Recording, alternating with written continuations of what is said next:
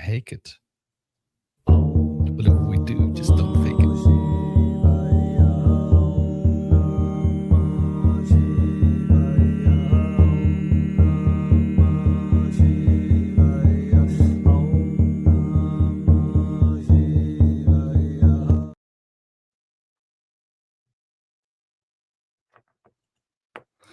Namaste, big love, peace, honor, respect.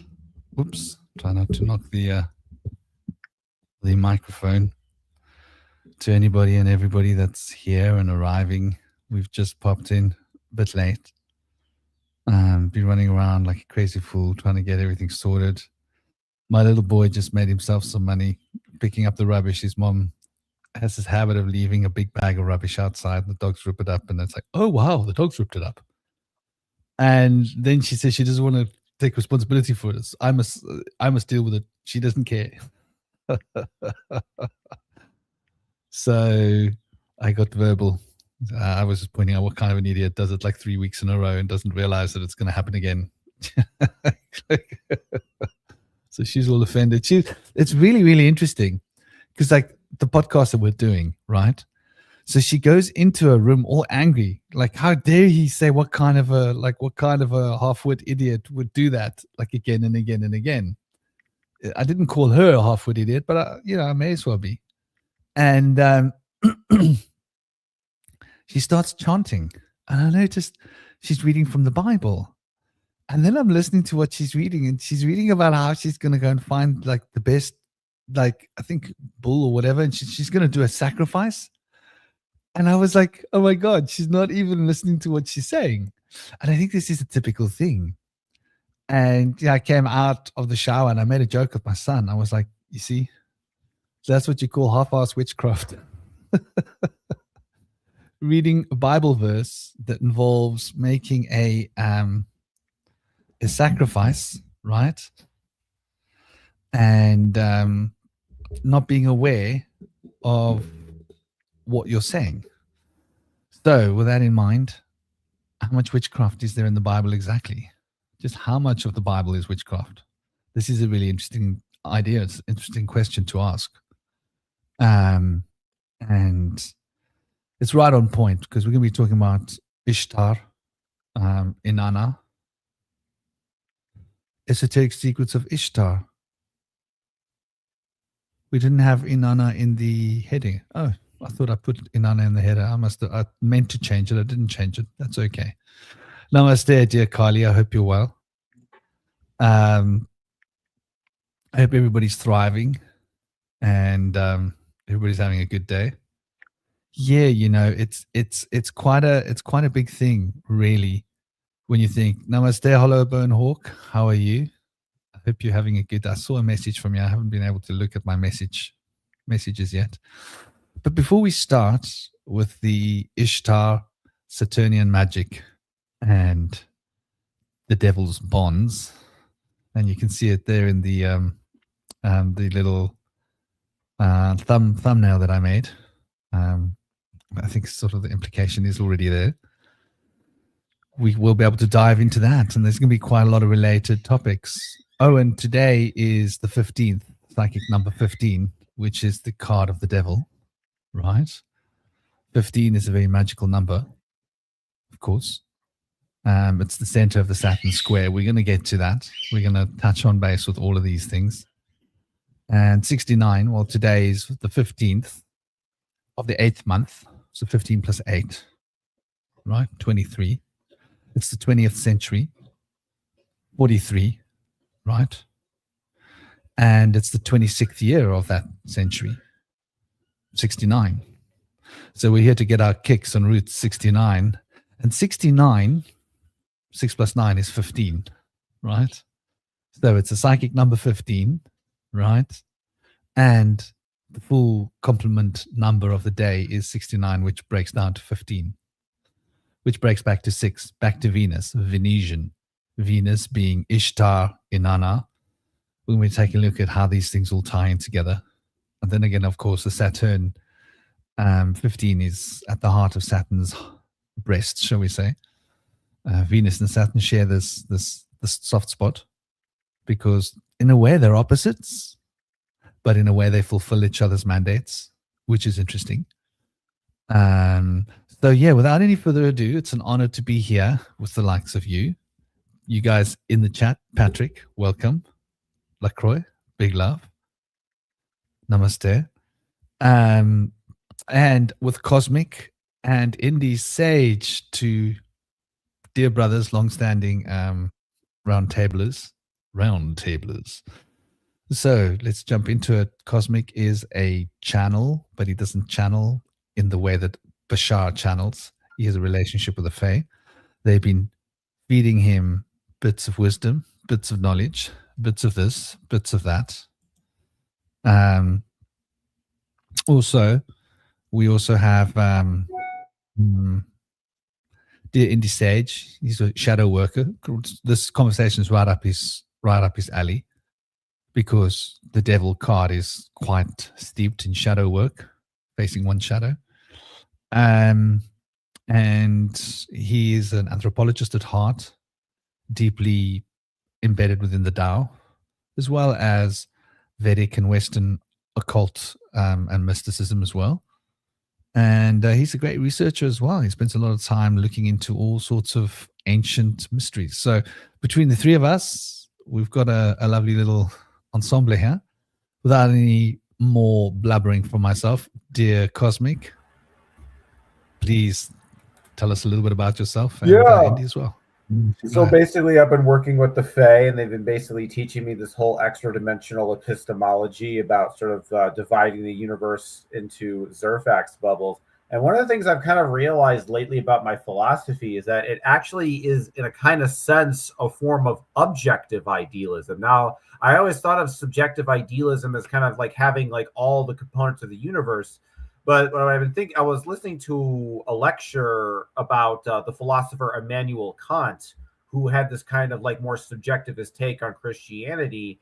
And he was basically kind of talking about how, you know, we can't really know anything because reason alone can't understand God. So in a lot of ways, it kind of divides realities into sort of, here's the real reality of God, and here's the false subjective realities. But I realized that with Zarfaxology, if everything can be sort of, you know, experienced as a Zerfax, then there really is no such thing as sort of like a real or a fake Zerfax, an illusory or a real, you know, Zerfax or whatever. So in a way, they all kind of exist. And because they all sort of, you know, experientially exist, then I had to realize that this is actually more of an objective form of idealism than a subjective form of idealism, but really getting into like the philosophical weeds, you know, of this stuff. So that's been a lot of fun. And without further ado, Indy, take the mic from here. All right, so glad to be here. And this topic really excites me because I've been trying to whistleblow on Asherah being part of the Bible, the Queen of Heaven, Secret Wife of God, the Walker on the Primordial Waters. And, you know, it's debatable whether she was paired with Yahweh, although in some doctrines it is mentioned that she was. And I like to think that she was more likely to have been paired with El Shaddai, the elder, more ancient, oldest god that was associated with the Twin Peaks. So that in itself is very maternal, let's say. And also, Saturnian magic is always fascinating to me, and I'm sure we're going to be going into some Saturn square magic as well, which is always exciting and very resonant to my understanding, because the Saturn square is also connected to the Bagawa square, which is basically where the yin yang and the 64 trigrams were derived for the I Ching. So it's really the root of a lot of ancient Chinese wisdom, and me being an ancient philosophical Taoist holds strong resonance with me. Also, I have a strong connection with Fu Ci and Nuwa, the creator syzygy of the Chinese cosmogony. And so as far as the devil's bonds, that's also something that's very interesting to me and very closely related to shadow work, in the sense that the devil and tarot, as well as death, are sometimes associated with being like a ominous thing.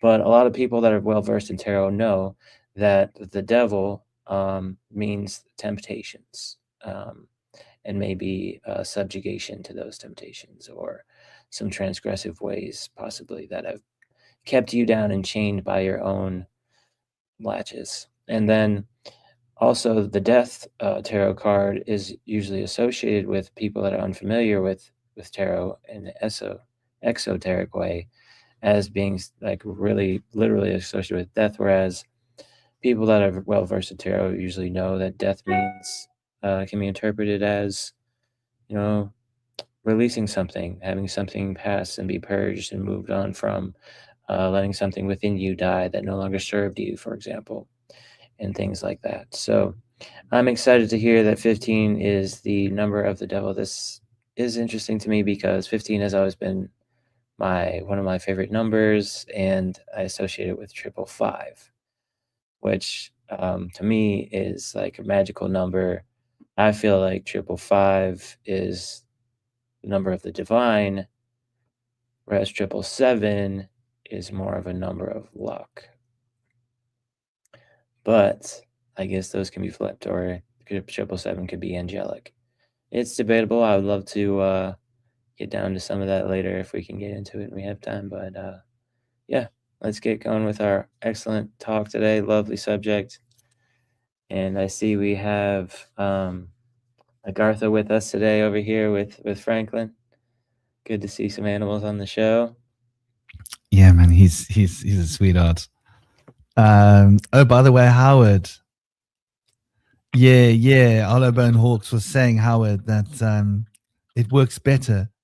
Apparently, the native, not vertical stream works better on a phone.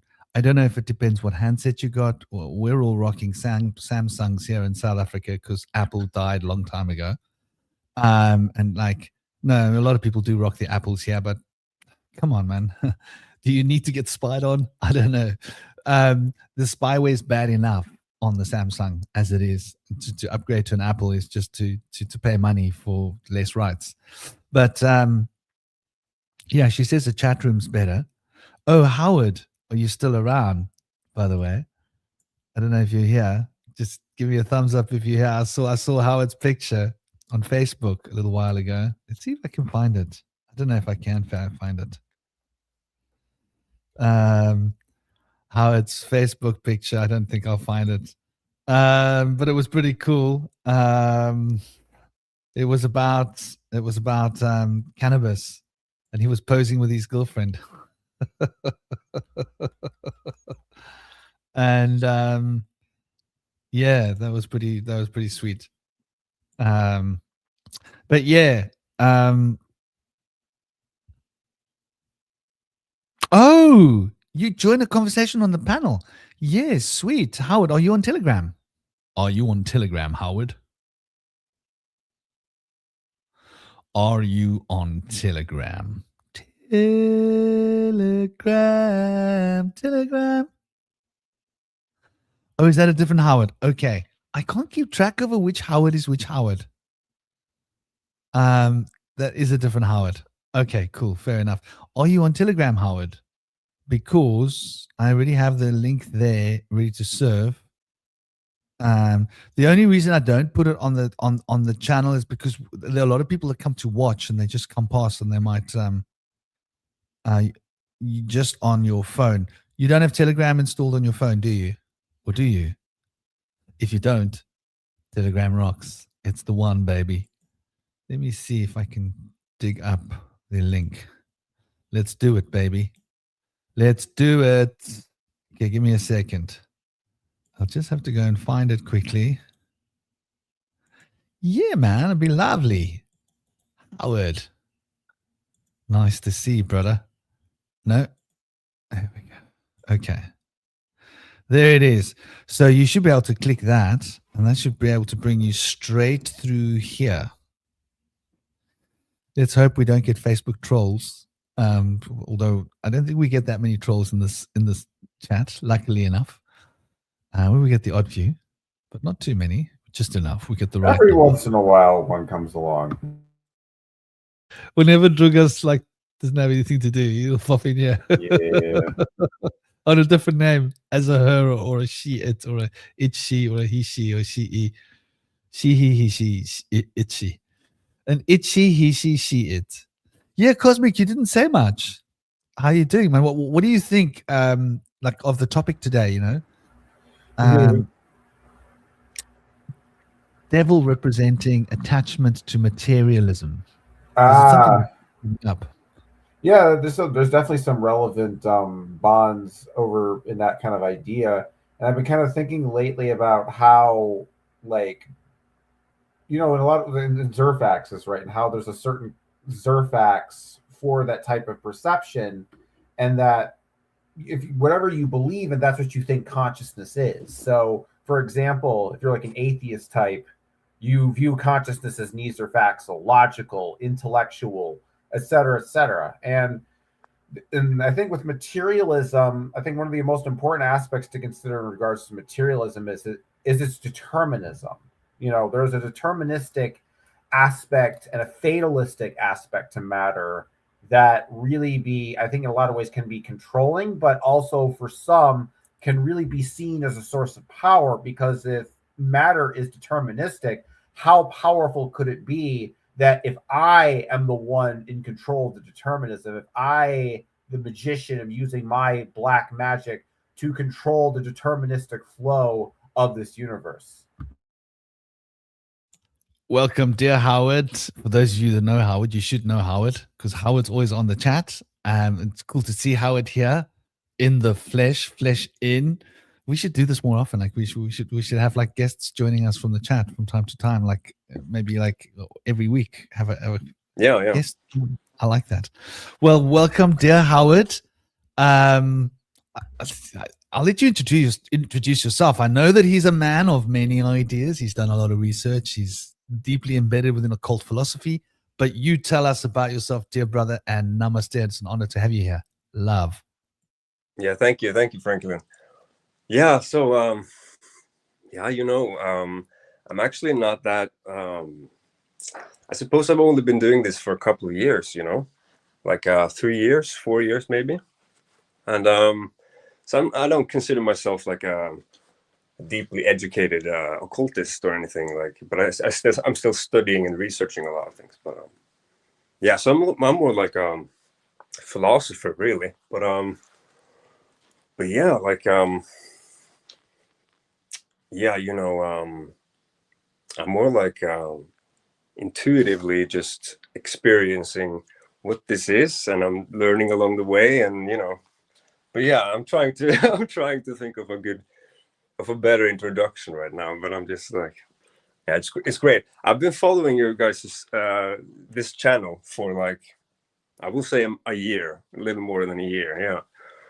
And yeah, especially in the beginning, I remember the episode you guys did on on I don't remember the video, but it was like I posed a question like, thoughts are spirits, and that sparked the whole like thing in my own head, and I've been basically just like I'm trying to figure these things out, but yeah, it's always good to just like have perspectives on everything. Yeah. Well, dear brother, it's lovely to have you. If we could all mute our mics when we're not talking, it prevents feedback. Oh, I'm rocking my new camera. I hope it looks okay. I hope it looks good. I think it looks good from my end. So like I've upgraded the camera. My little boy's so happy because he gets my other camera. He loves that camera. So yeah, Howard, it's an honor to have you, man. And you're right. I remember that comment about thoughts are spirits and spirits are living beings. And I suppose that sort of brings us into this whole idea of the devil's bonds. The devil specifically representing, the major arcana idea of the devil. I don't mean the Christian devil, although, I don't think the Christians know who the devil is. I think they've got a lot of different ideas about the devil. You ask every different Christian and they all got a slightly different idea. And now a lot of Christians don't believe that the devil exists. So I'm like, I don't know what to say. Like, which way to turn? Like, is there a devil? Is there a devil? You guys don't seem to know. I'm pretty sure that the idea of the devil is firmly embedded within our hearts. Namaste, Darlene. But yeah, so when we're talking about Saturn and we're talking about the devil's bonds, it's about the attachment to the physical realm, attachment to materialism, attachment to what our desires can achieve. And this, if we look at it fundamentally on like a really sort of fairly like open landscape, effectively means that there's some kind of a living bond between matter and humans. So what is that living bond? Well, I propose that the living bond is that the matter is made out of living beings, and those living beings are thoughts. And because the living beings are thoughts, and the thoughts are the structure that we see when we're looking at all these little subatomic and atomic parts, is essentially this field of living matter. So yeah, I think like that's a good place probably for us to start dancing on the show, man. What do you guys think about the way in which this relates to our desires, specifically desire? What is desire? What would you guys throw out there? I would say that desire is associated with a lack. And so, like, a lot of people say, like, if you focus on your desires, then they'll manifest. But I think this might be one of the good things that comes from the law of attraction teaching, is that desire in itself is imbued with a lacking of.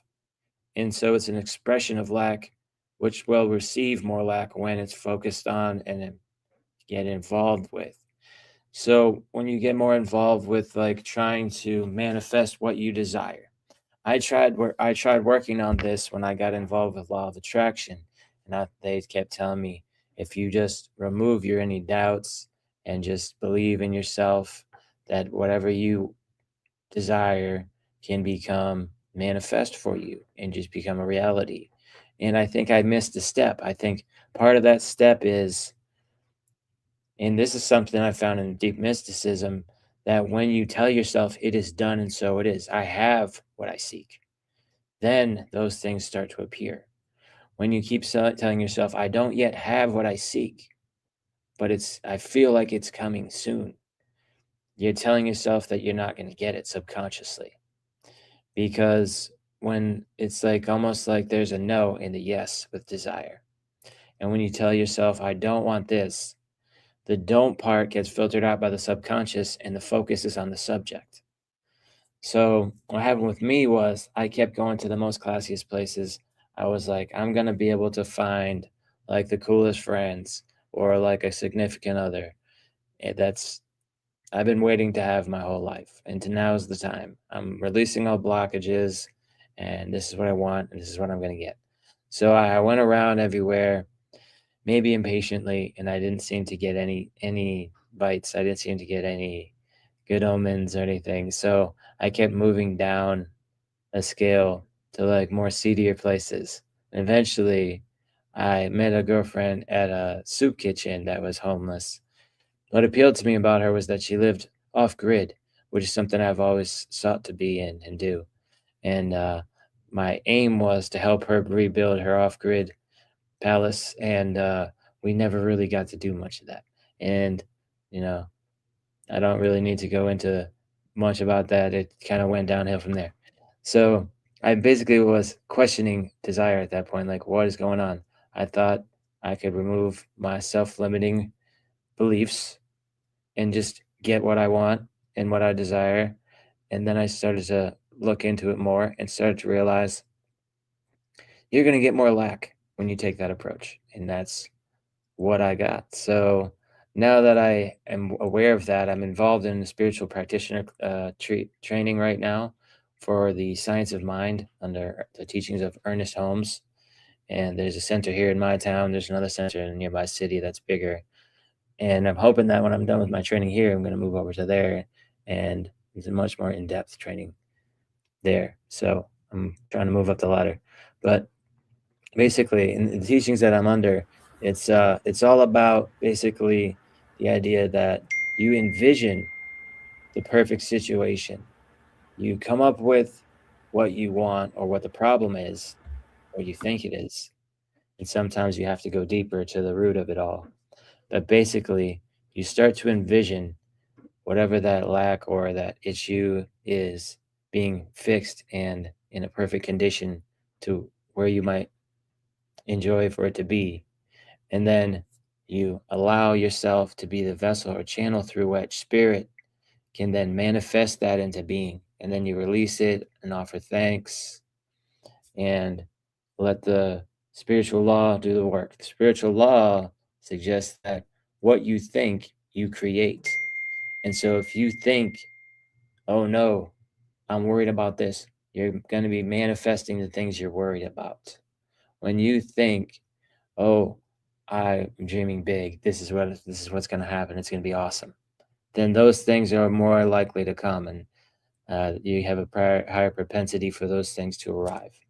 So it's interesting. It kind of ties in with a lot of stuff. And this guy wrote this in the 40s.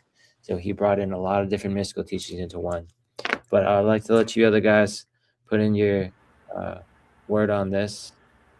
You know, I think desire is, I think it's actually the future affecting the present, because I was just sort of thinking about the concept of desire in my head. So I'm thinking something desirable. So I'm thinking like this Mexican like cookie that has this like cream filling inside of it, something just really delicious.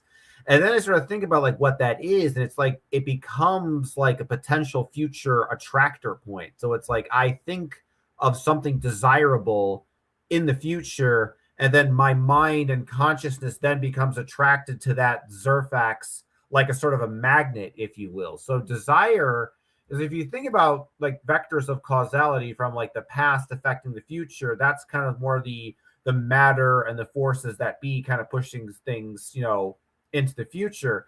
But in a lot of ways, desire is sort of the future affecting the past, because in a sense, when you desire something, your mind is sort of being guided towards something that is in the future, which is then affecting the causal relationships of the present moment. So in a lot of ways, you know, and I think we should think about desire in terms of materialism, right? Because because in a lot of ways, materialism, like metaphysical materialism, if you really think about it, the implication of materialism is that there is no free will in materialism. Everything is just sort of the blind movement of atoms and particles, you know, complexifying into organisms.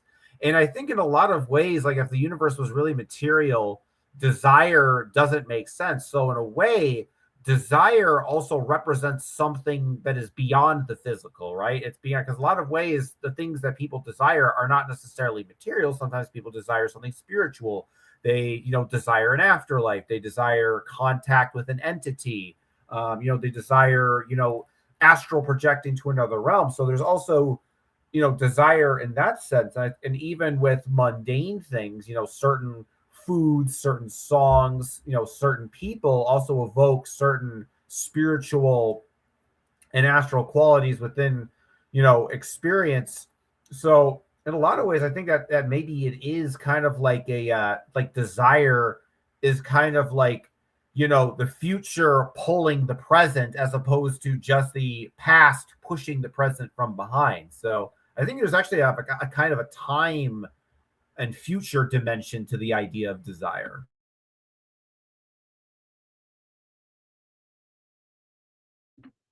And a lot of people associate desire with like the carnal aspect of it, physical desire of lust, so to speak.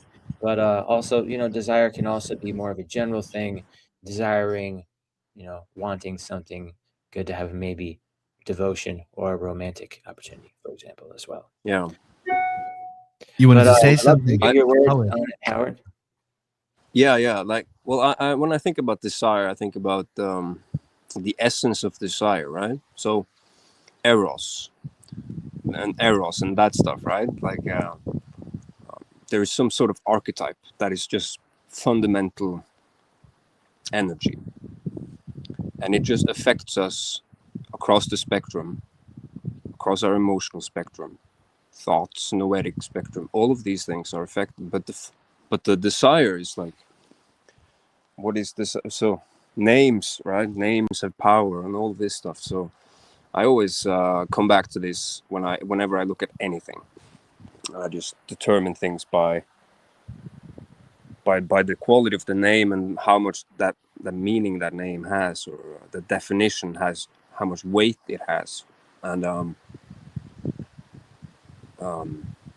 desire, you know, we all know what desire is, but we can't really specifically equate it with anything, or when we do, it becomes only that form. Because when you name something, that limits its well, you limit it into form. It used to be energy, limitless power, right? Now you have called it lust, now you call it desire, now you name it, now you fractalize it in a sense, right? Or the energy. So you create form. So what is form and function, right? Now we can get really deep into it, but you know, like but desire, you know, is that the main topic? That was the question, right? Now we're passing around our different definitions, but yeah, I would say Eros. Eros is like this. Wasn't Eros more powerful than Zeus, right? I think, because Eros is just pure desire and nature. I think Eros is nature, and so desire is inherent in nature, but it becomes corrupt, of course, by a lot of different things. Yeah, you know, and by the way, there's a bit of feedback on your mic. You know, that's a really good place to peg the arrow of Eros, the erotica. But there's also the word an error, Eros. So it's almost suggesting, and this goes back to like the ancient ideas, was that, and this is like a very Gnostic idea, isn't it? No stick. This idea, no stick. No stick anywhere. No stick here, no stick there. It's stickless. It's got no sticks inside it. So the best ideas are the ideas that aren't made out of sticks. If you're going to build an idea, build it out of bricks. And so Eros is all about that potential volatility of fire. And I think it's desire. To sire is to become a parent, and to be a parent is to be prepared to pay rent. You got to pay rent to be a parent, right? Like you can't just live like free, like a nomad, and travel the world and live out of a bag and do whatever you want. Like I've been there, done it. Living in caves, living in jungles, make myself a little construction, keep the water off my head, and sit and contemplate nature. But when you're a parent, you got to pay rent. You got to get that whole thing together. And I think that the desire is the key to manifesting. So the nature of manifestation of physical reality is because of desire. Without desire, manifestation would never have happened, because there would be no desire for this universe to come into being. And this universe is coming into being through our own potential of consciousness to manifest, which is the essence of desire being channeled. And the desire is pumped with passion. So the passing of the ions, that is the emotional field, loads the ionization of the aura into our consciousness barrel. And that ionic barrel is then pumped into a concentrated form of desire. And that desire then becomes something that's going to drive towards a goal. So desires are always goal related. Without goals, there can be no desire. Without desire, there can be no goals, right? Because you don't have goals if you don't have a desire to reach a point. So the very nature of physicality seems to depend upon desire. And so that brings us to this devil's handmaiden. Let's bring that devil up there so we can take a look at what we're talking about, because it's not classically related to desire, okay? Specifically. However, it is the enactment of desire, right? Which is really interesting. So it's got a connection with Venus, even though it's not Venus. And here we see the card, the devil, right? And the devil, essentially what it relates to is, well, as you can see there, it's a sense of bondage. But the bondage is a free will choice. And so we are bonded into material. Those chains there are that's desire. In this picture, the chains are desire. And everything else is the manifestational engine through which desire manifests. And that's the seventh principle of Hermes, right? There, of masculine and feminine coming into form, of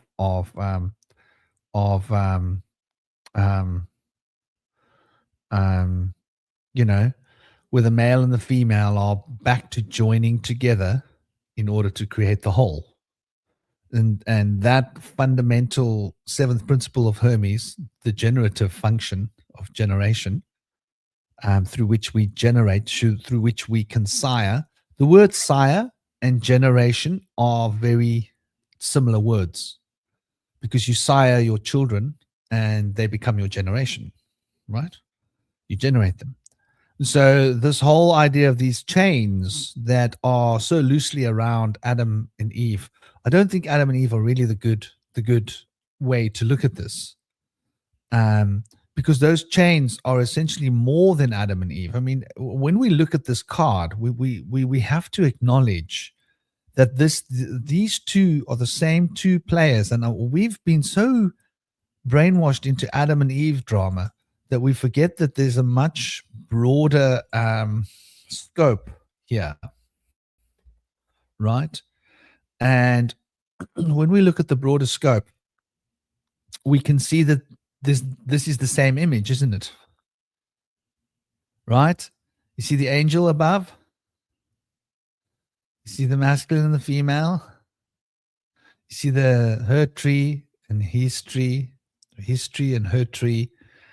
And you see the angel above them. You see the radiation of the sun. This is the 11th, the 6th card. So this is the 6th card, but this represents Mercury, which is quite interesting. But you can see how similar they are. Look at the formats, right? Look at the tail here. Look carefully at his tail. What do you see behind him? The tails of fire on the tree. What do you see here? You see the fruit on her tail? You see the fire on his tail? He's got the fire under his ass, Adam, because Adam is rooted in the Muladhara, in the root chakra. So that physical desire drives men more than it does women. Men are more enslaved to it more easily. But the women carry the sweet fruits, the fruits of the generation. And between Adam and Eve, as the archetypes, this generation comes to be. And here we see there's the phallus, right? The phallic engine. This represents power behind us, right? But it's in the distance. Here, this represents power behind us, but it's not in the distance. Notice the pentagram focused downwards, which means manifestation of manifesting forces. And notice obviously the goat element. So we're talking about Saturnian energy. We're talking about time. And notice as well that he's sitting on a double cube. This is something that people don't often comment on. The double cube is a cube on top of a cube, the macrocosm and the microcosm joined. The microcosm is a cube, the macrocosm is a cube. But when the two cubes are on top of each other, this is called an altar. So, there's an interesting idea. And notice that the double cube here is a hill. So, and notice the cloud that this angel is coming through. That's quite interesting, suggesting that this is somewhere else on another plane of existence. So you can see these two ideas are so embedded. And the other one represents communication of Gemini. This represents, obviously, this is a much more Saturnian energy. And we are talking here about the eye, essentially. We're talking about the eye when we talk about the devil. And so that's quite an interesting point. We're talking about Capricorn. Yeah.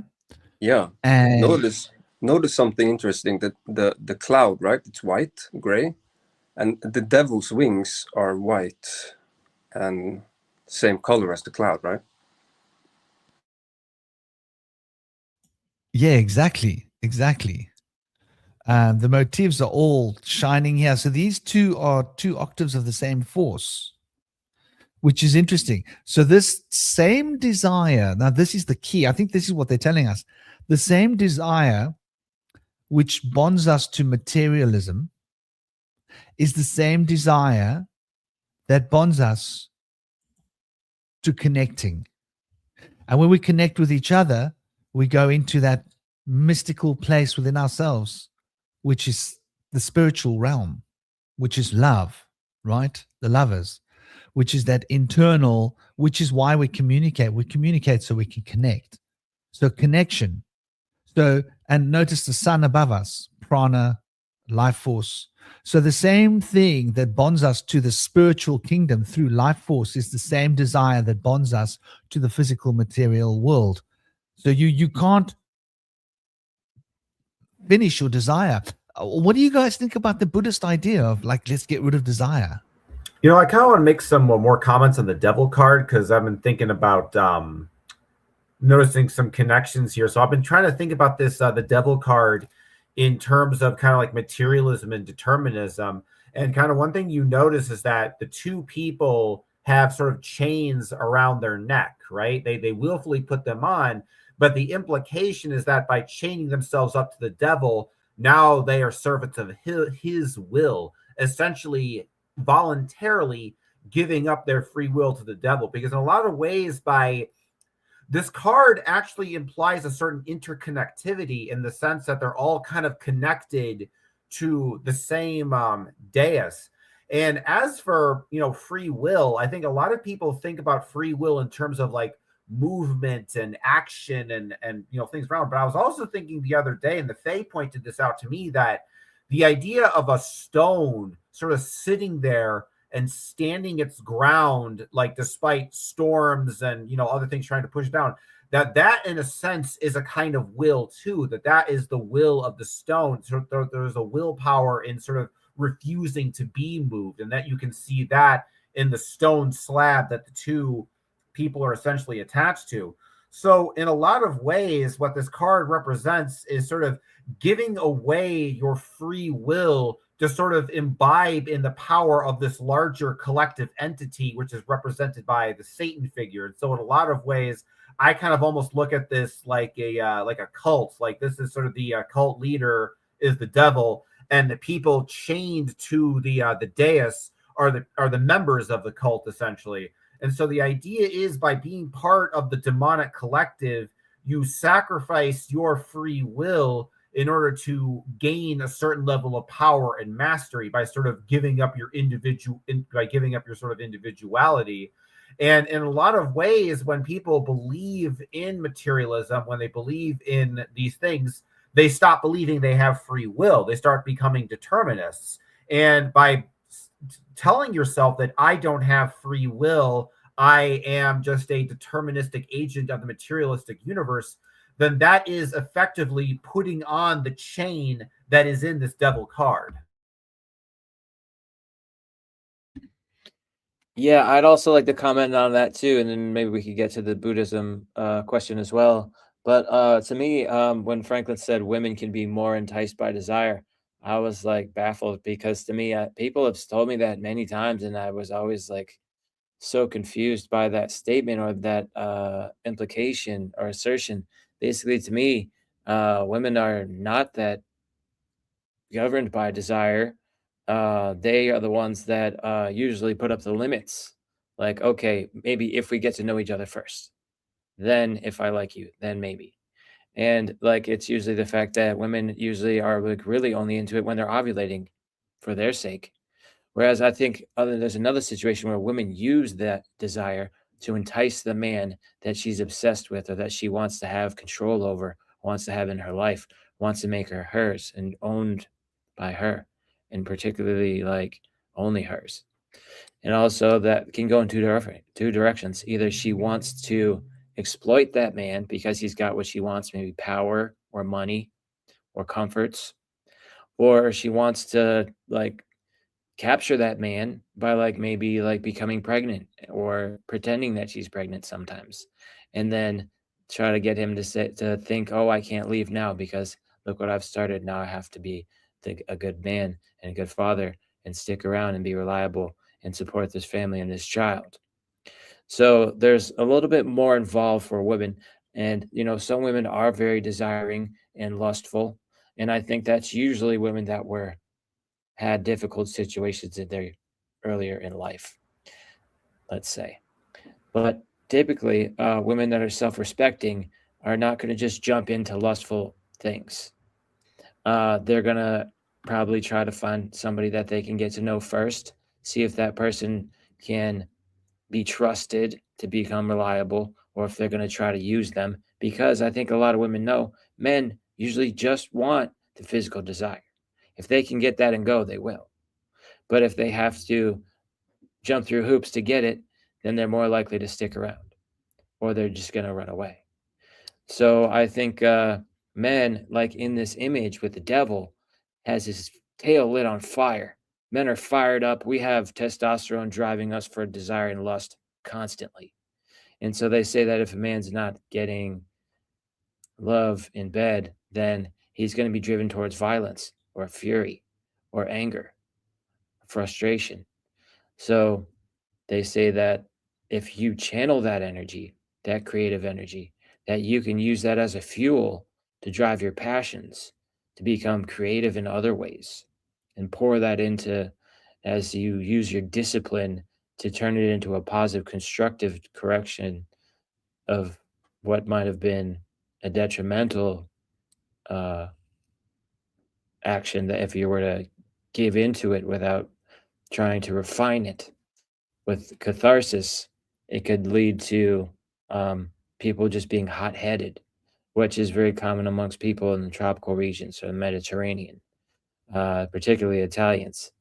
So people with a strong libido, usually if they don't have somebody to use that with, can be drawn towards becoming like mean and tough, which some women appeal to that kind of thing in a man, because maybe subconsciously she knows that, well, maybe that's because he's not getting any right now, and he's got a lot of energy in that kind of department. But also, women also want a man that's going to protect her, so they can be drawn towards a man that's going to be rough and tough as well. Although sometimes that can backfire on her, and he can turn that towards her, which we see. And when this happens to women, they can get caught in this bad cycle and seek it out again and again and again because it's familiar, and they're trying to work out the trauma by going back into it, which doesn't always really work out for them. But you can't just tell them to come out of it and start being attracted to a nice guy, because that's just not their style. So it's a difficult situation when they get involved in that kind of a bad downward spiral.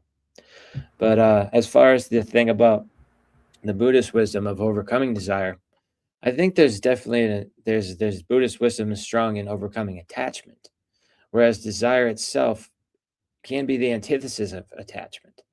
When you're like doing lustful, casual things, and you don't really want any strings attached, we see a lot of people that are polyamorous right now. They have multiple lovers simultaneously. They're not devoted to any of them. They could be devoted to all of them, but they have like an unloyal thing going on where they're not loyal to them, but they might be reliable to them. So that kind of a situation is not really about attachment as much when it comes to lustful desires. Whereas there's also like a connection where you have strong lustful desires for the person that you're devoted to and loyal to, and that you want to use it with them only. And so that's a beautiful thing that when we see that, because I think a lot of times in marriages, the desire and lust kind of fall away after a while. And a lot of married couples don't even really have carnal bonds.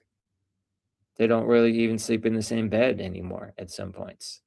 So that's sad to see that they're just there for convenience or to do the right thing, or like because they don't want to hurt the other person, but they're not really attracted to them anymore, which we do see a lot of that, and we hear a lot about that.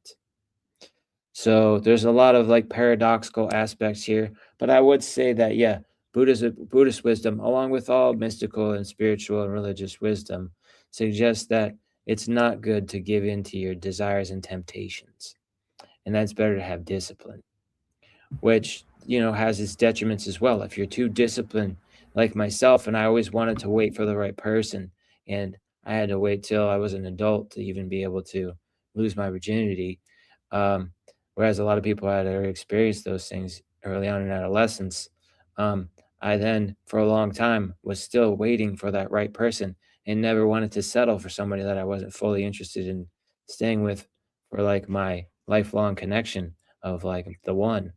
So by not really succumbing to my desires enough to be able to just not jump into something, but take time to really get to know somebody and, try to meet a lot of people and see if somebody's the right one. I never really got to know too many people because I was waiting because they didn't seem appealing to me. So I waited a very long time, too long, till I was in my 40s to be able to really have a really relationship with somebody that I was actually interested in. So that can be detrimental as well, which is also kind of paradoxical, but in a different way. You're not having, oh, regrets, oh, I wish I didn't do this or that, the other thing, because of all the complications that it gave me with other people. You're thinking, oh, I wish I, had done something sooner because it was so boring, which in comparison is probably a lot better than a lot of mistakes that went and happened and a lot of confusion or chaos that ensued. One thing I want to point out about this card before we kind of move on is that I didn't really notice that the devil's kind of fat in this card, isn't he? Like he's got like a beer belly. And I think that's kind of indicative of like kind of the nature of this card, because I think it's important to point out, because I think it kind of sort of removes the kind of the fear sting that this card kind of has. You kind of realize that the Satan himself has a kind of a vulnerable, weak side to his own nature. And as for now, to move it on to Buddhist desire, I think their perception, because Buddhism is all about essentially removal of the self, transcending the individual self, and sort of just going into the sort of the clear consciousness of the sort of the anatman, right? Well, desire is usually contingent to a form. Like, you're an animal, you need to eat food. Your desire to eat food is contingent on you having some kind of animal form, having a body, a stomach, etc. So to them, that's why they're so against the concept of desire, because desire reifies the sense of self and the sense of animal being, which in a lot of ways Buddhism is ultimately, I wouldn't necessarily say try to avoid, because I know people are probably going to correct me on that, but there's a kind of like you're steering around that sort of animal self to get to the clear light, from within. So in a lot of ways, when you think about Buddhist desire from that sense, you have to think of it from the context of, you have a self, and a self in a sense implies a desire, because the self has a goal, it has a trajectory, it has certain needs and aspirations. And when you remove that sense of self, that's why you remove desire, but then you kind of remove the thing that makes existence, meaningful and worthwhile in the first place. Because the more I think about this whole idea of removing the self, I don't think it really creates actual real happiness, or I don't even think it really cultivates compassion in people. But what it does do is it creates a sense of bliss, a kind of, mental emptiness and clear-headedness, where you're not really like happy or sad. You're just kind of like vibing in this kind of empty, kind of neutral way. And I don't really think that's necessarily a good place to be, because I think in a sense, really, Buddhism's desire is to overcome desire, in the sense that they don't want to deal with the pains and responsibilities that desire comes with. So for example, let's say you want to date an attractive person, but you got to lose weight and you got to go to the gym. So that desire comes with a price. I have to work out. I have to eat healthy. And oh man, is it such a pain in the ass that I got to, so people come to a thing to say, I could either, work out, go to the gym, run on a treadmill I don't like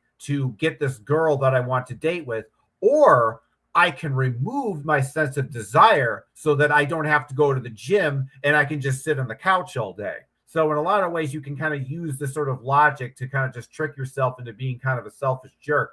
So I think in a lot of ways, desire is important because it gives you a sense of meaning. It gives you a sense of trajectory and purpose. Because a lot of people, they think of desire, purely in a hedonistic sense, but there's also the desire to write a book. There's the desire to become enlightened. There's the desire to create a great work of art. There's the desire to, build a temple, et cetera, et cetera. And these desires are what move society forward and create ideas. So, desire is important. And I think that's why a lot of these, fascist and authoritarian societies tend to limit a lot of desire because, within desire comes your will. And if people can't fulfill their desires, whether there be their wants and needs, etc., then in a sense, they lose their sense of self. And then they become more compliant with whatever cult or government collective that wants to control them. So I think in a lot of ways, the Buddhists always say that, like, in order to find a true self, one must abandon all desire and, like, just become a formless void. But I think that in actually understanding yourself is that to understand the nature of your desires, because I think if you sort of understand why you desire something at a deeper level, because, I think there are superficial desires on the surface level, but I think those superficial desires usually come from a place of real desire. So, for example, you might have the superficial desire to, go out and, hook up with a prostitute, for example. But that false desire might be to supplant a very real desire to have a romantic connection with a partner. So if you don't explore that, that faulty lower desire, you might not realize that it's related to a higher, more meaningful desire that you might not necessarily be able to achieve. So I think in a lot of ways, the Buddhist concept of sort of removing desire and disassociating from it really is just that. It's a form of disassociation. But eventually, you're going to have to come back to reality. I mean, even the Buddhists say that once you're done, when you get enlightenment, you just end up, carrying water and chopping wood. I'd like to respond to a couple of things. Okay, so I'll try and work backwards. Working backwards. What a way to work. Very Saturnian of me. You were talking about desire, and I like a lot of what you're saying. Cosmic, it's pretty cosmic, man. It's right out there. Cool, Howard. The idea, yes, you mentioned the potbelly. Let's get the card back on the table. I think we need to also realize that this comes from a different time. So this was like pre-Renaissance. If you go to China, right, it's still prestigious to have a big belly, right?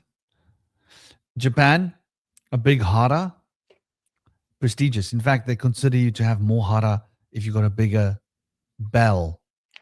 It represents power. In India, it represents power. It also, in China, it represents joviality and joy as well, right? So it represents the Buddha is often depicted with the big belly.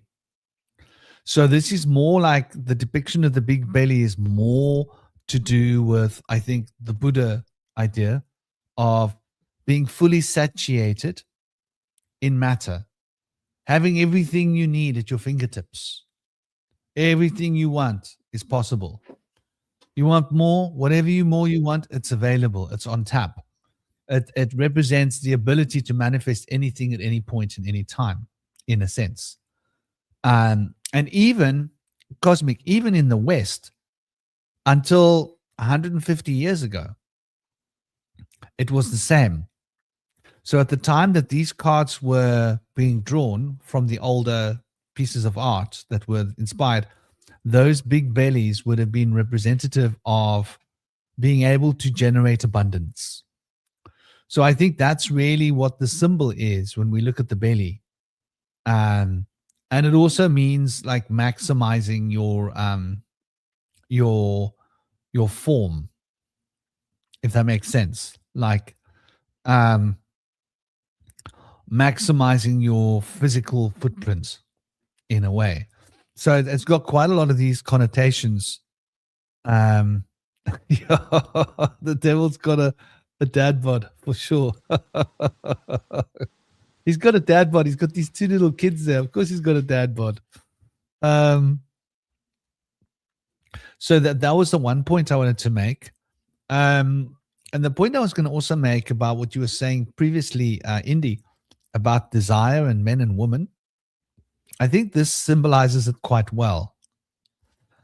The men and women are both equally connected to desire. The thing is that the man's fire is under his butt.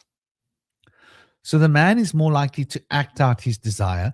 The woman is more likely to be dishonest about her desire. This is a massive difference. The woman will be like, oh, I don't want that. So, and not even honest with herself. Right? But when she gets drunk, right? Her real natural self that's not controlled and forced into a block comes out, and she's good for it. So men are just more outward, women are more inward. So when it comes to desire, I think men and women have the equal, or they should have the equal potential of desire. The thing is that men, the whole idea of masculinity is to act out, if that makes sense, is to manifest into the physical what's inside. Where the women want to keep everything in. They want to keep it all in. And it's like what the womb does. They want to keep it in, and they want to keep everything safe. So on that level, and the reason I think why women, when it comes to sexual desire, have more discipline than men is because the men don't carry babies for 9 months and have to have something that big come out of a hole that big. You know what I'm saying? Like this little hole, that big thing. Men are looking at this going, oh, wow. Yes. If you had a thing that big coming out of a hole that big, you'd probably be thinking, yeah, I'm going to be careful about that whole process because it's a big deal. I don't want to just have random big things coming out of little holes, random times, because, you know, it's a big deal. The man doesn't have to carry the baby. And now the baby is going to be totally dependent upon the mom, right? In the beginning. So she's going to have to take responsibility, where the man can easily hightail it and run off to the next lady, right? And leave his problem with her and run off and do the same. So I think that's one of the reasons. But when we look at desire, I want to point this out. Wearing makeup is a desire, right? Because if you think about it, or wanting to have nice jewelry, right? Wanting to have nice clothes. So men put the desire into sex, women put the desire into having a nice home, having a nice clothing, having nice jewelry, having nice makeup. You see? So the desire is just channeled into different directions. Men channel it into physical, root, procreative energy that wants to be manifested immediately. Women stop and go, no, they're more in control of the desire in that way. And I think it's because of obvious reasons, because it's internalized. And when it's internalized, you're more responsible for what's happening. With the men, the desire comes out of them, and now it's released into the world. It's no longer your problem.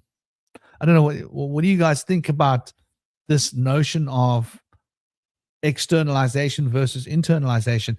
The reason I think is because it's got a lot to do with Venus, Ishtar, and Inanna. And it has to do with that, the gateway to the mysteries, right? I mentioned the moon I don't have the moon card up yet, but I'll bring in the moon card.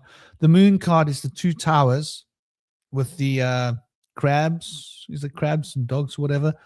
And they're all like howling at the full moon, and the moon is between like the goalposts, right? 2 towers, twin towers, and it's like an archway, metaphorically, going off into the unknown, which represents the unconscious. So women are more likely to draw things into the unconscious, and men are more likely to bring things out into the conscious. So what do you guys consider like this implications? And even though we're talking about desire, we are talking about manifestation, because we're talking about Saturn. We're talking about the Saturn square as well, are we not? And while you guys think about that, I'll bring up a Saturn square. I can't hear anyone on the stream, so I'm going to hop out. It was nice talking to you guys. Take care. I might jump in later if it's fixed, but bye, guys. Thanks for being here, Howard. Appreciate you, man. What? I wonder what Hans said Howard's on. Maybe he had service issues. I don't know. Sometimes when my service is bad, I can't hear anything people are saying. It just your images freeze too. But I got good service in the library. But yeah, the externalization versus the internalization. I feel like that's a big thing. I don't know if I'm correctly interpreting what you were getting at with this, but I think you made a really insightful point by mentioning that the women do have a lot of like suppressed and like lustful energy, whereas the men like tend to be more focused on acting on it on the surface level. And so that makes a lot of sense. And they obviously are driven to have more inhibitions about acting on those feelings, because the parental responsibility and obligations of a woman are much different than a man. She has to go through 8 months of being vulnerable. Then she has to maybe breastfeed and nurture the child and bring them up to becoming independent, which can take, in our society, up to 18 years. Whereas in most societies, it takes about 7 years before a child is independent. And in third world countries at age 7, a child can go out and support the family. Go out, drive to work full time, come back, put food on the table, all that stuff. But in our first world societies, we don't let children do that at that age so young. We want them to have innocence and playfulness and learning and things of the sort before they're involved with the social contract. So, that is something that's usually cut off around age 18, when the nuclear family society of the Industrial Revolution splits the child away from the family to go become independent and take care of themselves. But traditionally, before 200 years ago, entire extended families would stay living with each other. And what would happen would be usually the woman would be sent off to go live with the man's family. And, the man would give her family a dowry to be able to take her away, if I'm getting that right. And so this whole thing where people live independently is, some people consider to be something involved with like exploitation of the masses to divide and conquer us, and then get us involved in becoming slaves, so that like we have to work so hard to earn a living and then spend all this money being independent and building this nest egg to impress a woman, and nobody's chipping in. Everybody has to do it alone, as opposed to the family shares a house and passes on assets to different members of the family, maybe all on the same property. And there's a lot more provided and available to us. We don't have to create all these things and buy all this stuff for ourselves independently in an extended family situation. But when people are divided away and then given devices to get distracted on, there was a time like in the 90s where people had these big social groups. They'd go hang out with their clique or their posse and do their thing together. Like maybe they were skateboarders, maybe they were playing hacky sack, maybe they were building cars. People had more time to work on passionate things. There was a lot of bands that would form and stick together and be a close-knit group. Now we have these devices where people are being drawn into isolation. Maybe they claim, oh, I'm connecting with like an international group, or I do all this work with like people that are helping me learn about spiritual matters in other places. But people around each other now don't seem to be as connected. And so it's been seen that, like in this younger social groups in this new generation, that a lot of people have a disorder where they're too connected to social media and they don't even have time for their friends and family. They're obsessed with it and addicted. And they may or may not even have any close friends who they even converse with on there personally, interpersonally. So things have really shifted a lot. And there was like a time where none of that was available. There weren't any computers.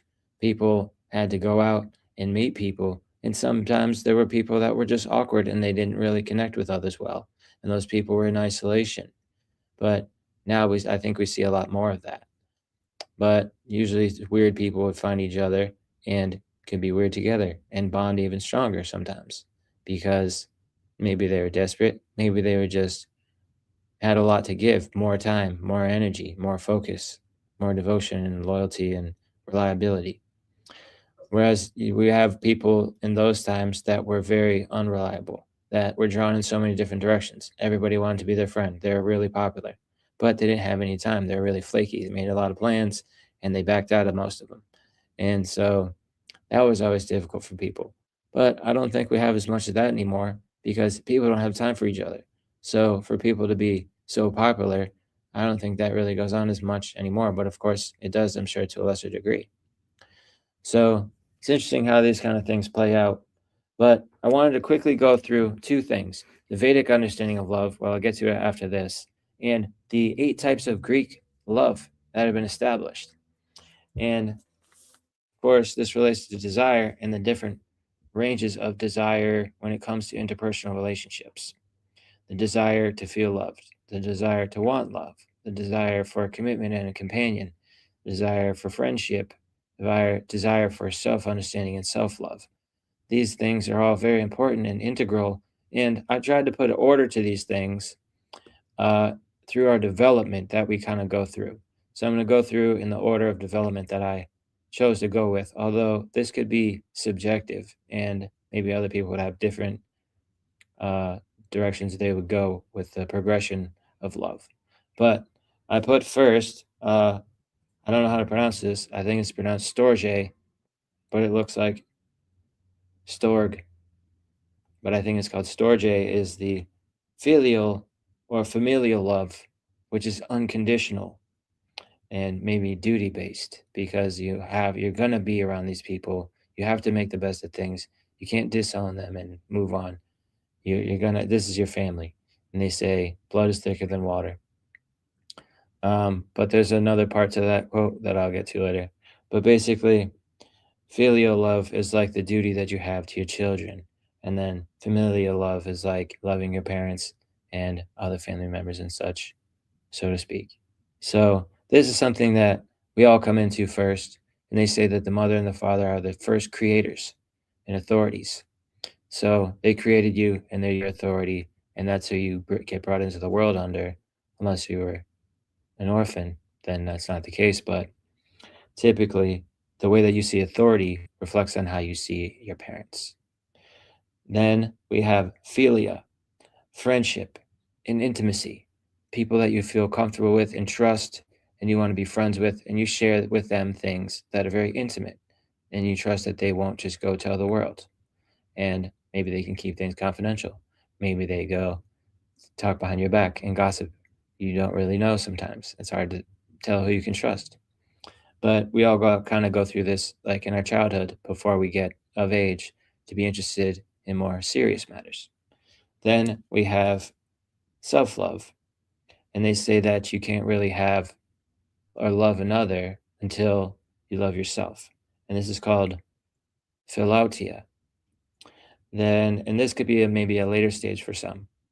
But then we have ludus, flirtatious or playful love, which could be part of a friendship or in the playfulness of it, or it could be part of eros, which is going to come next, which is flirtatious romanticism.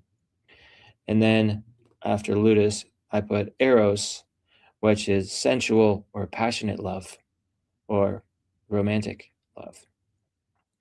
And sometimes this is considered to be like the beginning stages of love, where you're like, so have these like strong desires. Maybe you had a crush on this person for a long time, and you have so much strong desire and fantasy about them that's it's like really exciting to finally be with them, and then you want everything they have to offer. And usually in this stage, when people are going towards like a serious relationship, they'll have a lot of wild love together in the beginning, and it's like the wildest time where they had so much desire to finally share with each other. Been waiting for the right person, so to speak. Then there's mania or obsessive love, where the eros, maybe for the person who thought this was going somewhere, would become obsessed with that person. Maybe the other person didn't really have that meet their expectations, or they just wanted to get something out of their system. And so they were trying to walk away after that, which can be hurtful to a girl that thought that this was like the beginning of something really big and was going to lead somewhere, and that she could rely on a man to stick around after giving himself to her and risking all of the vulnerabilities that come with possibly being impregnated and going through that whole situation. Mania can be difficult. Obsessive love can be kind of a toxic love. But if people are obsessed with each other, that could become like maybe codependency, even if they really love each other and are obsessed with each other, but they don't really get along that good, and it's really difficult, but they're still sticking together. Sometimes that's an aspect of manic love. So then we have pragma, companionship, and love. So we have like lovers that are going to be devoted to each other in companionship, stay together for a long period of time, maybe for life. And then agape, empathy, universal love. This one is like more of a mature love, where you can relate with other people and understand them, and just walk a mile in their shoes, understand where they're coming from, love people in general, all people, regardless of the way that they have developed or the transgressive things that they have done or continue to do. There's a principle called loving neutrality, where people are willing to not only love the victim or come to the aid of the victim of a situation, but also love the perpetrator of the victimhood, the people that create the problems. And they say that since we're drawn away from this kind of love and understanding, that the cause and source of all the problems is never dealt with. They say that people that create problems need the most love because they don't want to receive it. They push it away. They don't trust people enough to love them. They probably were hurt in the past, and they are pushing all this hurt and this bitterness onto others. And they say, hurt people hurt people. And so if you can reach through that and offer this person love and understanding, even though they might try to push it away and try to hurt you for just trying to be kind to them, but continue to persistently try to help these people, and it can eventually break through, then you could be really getting to the source of the issues in an entire community or the world, where these people are the source of the problems, that maybe because they felt unloved, because they felt like nobody cared, then they felt like their best choice was to attack people or create conflict or seek negative attention. So to be able to partake in loving neutrality is a very humble and compassionate thing to be able to do. Then that's all of the 8 types of love according to the Greek system. And I want to do a shout out to Chaya, my girlfriend out in Toronto, and she's got some really great desire wisdom on the Vedic understanding. And it says some of the comments she told me about desire suggests that desire is called kama in Hinduism or Vedic understanding, and it's like karma without the R. So it's part of a creative movement of Shakti, the impulse from stillness into manifestation. So, like as we were talking about earlier, like Cosmic was saying, we're trying to bring like the future into the present. We're manifesting the things that we don't have. We're calling them into being. So she suggested there's two different ways that this can operate. You have the desire arising from the ego or lower consciousness, which is markedly different and the opposite of desire that arises from higher consciousness or Shakti. And so when it arises from the ego, it's like, I need this to be happy. Once I get this, then I'll be happy. That kind of thinking is egoic. And it doesn't really actually lead you there. You keep thinking that something else outside you is going to fill the void within you. But really, probably you have to work on yourself and find that self-love first before something else is going to be able to make you feel loved. And also you could think in this stage of being, I need this person to complete me, or I need money or status or recognition to be able to feel like I have what I need. And then you could also think it creates attachment, fear, and dissatisfaction. So basically, you get all these things, and then you're operating out of like a toxic place. You're just still dissatisfied, but you're attached to these things because you thought that they were what you needed. And you don't really you're not even questioning anything. Like, this is what I thought I needed, so I'm going to hold on to it. But then you might eventually realize it's not really making me feel like I got what I needed to really desire, because it's not enough. There's still a void. Then you might be able to reach higher into higher consciousness desire of Shakti, like we mentioned earlier, and Cosmic was mentioning, bringing the future into the present and changing the impulse from stillness into manifestation, starting to take action. And when you really overcome self-limiting beliefs, you can then start to manifest these things. And sometimes that's through willing to yourself that you already have what you seek and desire and want. It's already within you. And then you become grateful for what you've got. And if you've got that focus, like, okay, I don't have $1 million, but I have $100, and I'm grateful for that. That's awesome. This is great. I like being able to have $100. Maybe that's enough, but I do want to work towards getting some more. That kind of attitude might be a better driver for some people than the attitude of, oh, it's only 100. I really need $1 million to be happy. This isn't good enough. So when people see your bitterness and desperateness, it's like, oh, I need $1 million. It's like, you're a little too pushy right now. I don't think this is the right attitude that you should be taking towards this. Just appreciate what you have right now, and then gradually it'll come. So for some people, being more grateful for what they have is going to give them a better attitude and a better mood about things, and have them be more open to people, and people more receptive to them, and then those things can come easier. So in this kind of desire, you might think, I feel called to create this. I have like a calling within me that I want to like get immersed in creating this thing that I feel drawn towards providing to the world.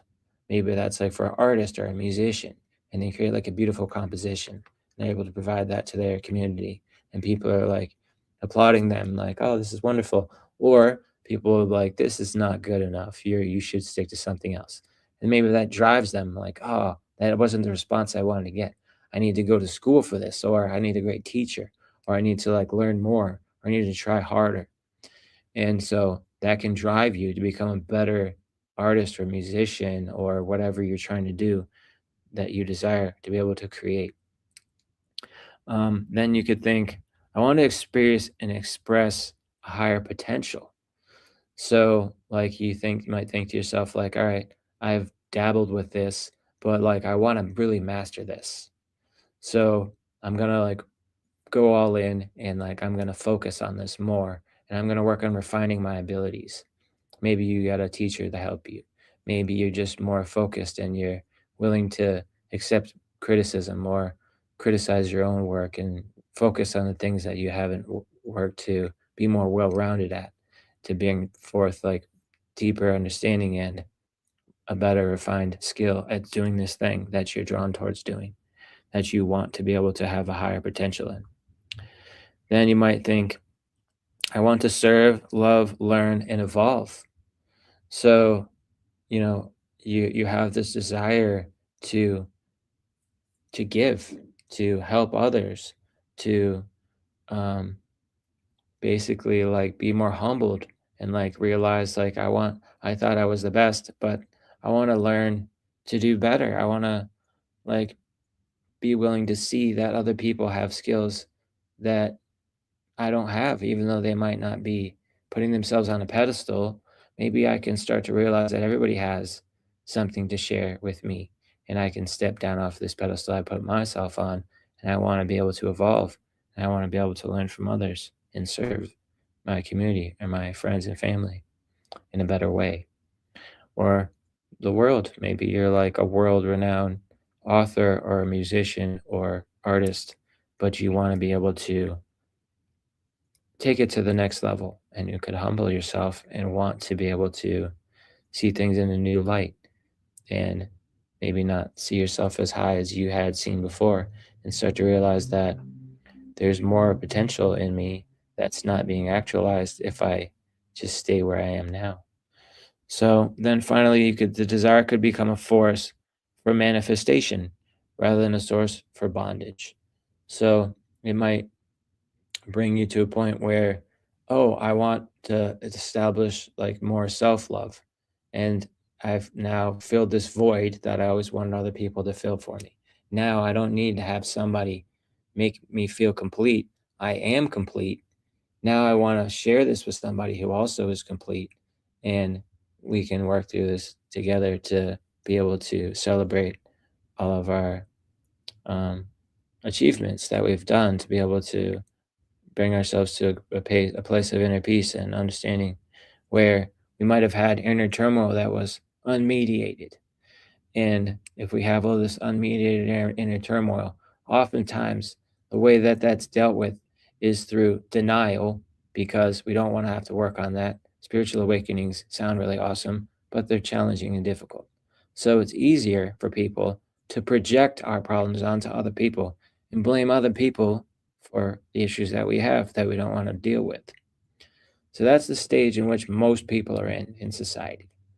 Most people are not spiritually awakened. Most people are in a state where they're conforming to a system where they're supposed to identify by their ego, which is their slave role. Like, I identify by the delusion of separation. I am this one thing. This is what I am. The slave role that I do. This is what I'm defined by in my community. I do this. And this is how much money I have. So give me a pat on the back because I was a good slave. So I did my part. And that's what I am and who I am. And so that's what most people are and where they're at in our society. And even people that are really rich could still be in this position.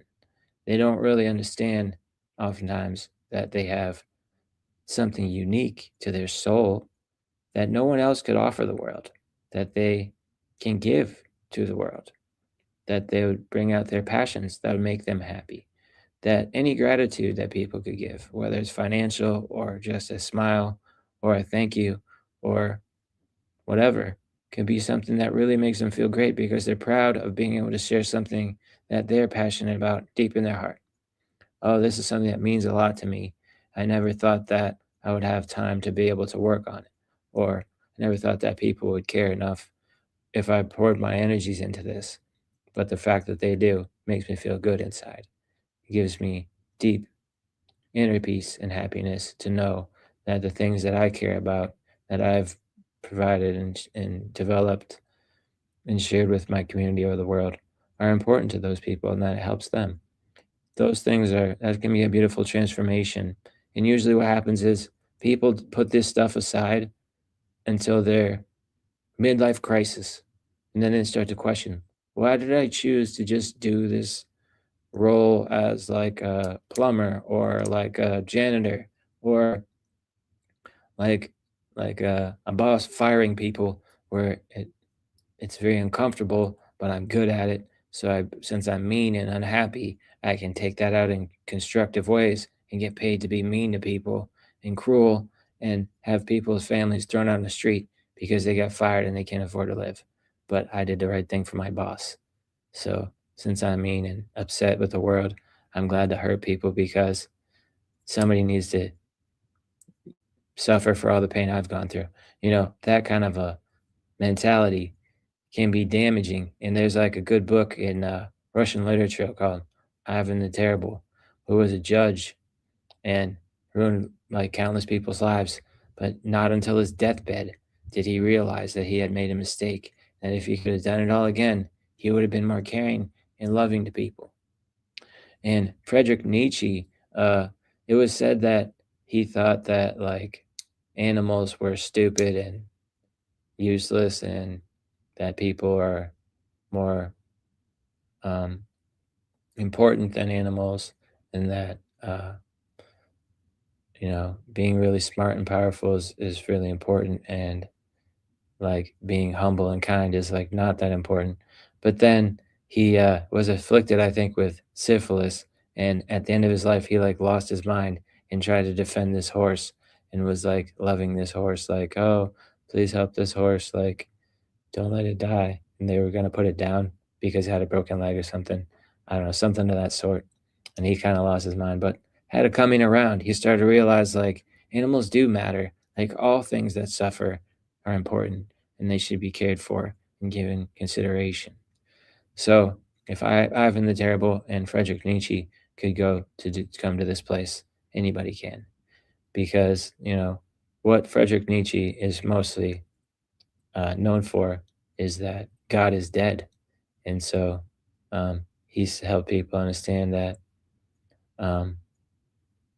God was a tool that the authorities have used to weaken mankind, to make us enjoy being subjugated to poverty, and to think that wanting to look good or okay is vain. And so we should make ourselves look miserable because we're not in vanity. And we shouldn't want to have power because that's arrogance and pride. So we should like always just want to be humble and kind of weak and just let ourselves be, embrace ourselves for being that way. And like all these ideas where the idea of wait until you get to heaven and the poor man of earth is the rich man of heaven, and vice versa, kind of suggests to people that suffering in a miserable state here is a good thing, because when you rise up to heaven, then you get your reward after you die. So he was teaching that these methods of instilling in us our humility and of our sacrifice in our lives here or a trick, and that in truth, we don't really know what happens after we die, but we shouldn't wait till then to be happy and to be like in the place that we want to be. And I would agree that there's an aspect of this that does make sense, that maybe we shouldn't wait till we get to heaven to be able to find that happiness that we seek. And if we really want to be in a place of not being in inner turmoil, not being in suffering, that if we can find that in a good way in this life without having to get ahead by putting others down, then I think it could be good to look back on if we do rise to another place after this. I did a good thing in life. I was willing to be patient, but I was willing to be determined to find a good life for myself and for my family, for my companion. And I worked towards that constructively, and I was able to finally get there because it meant something to me.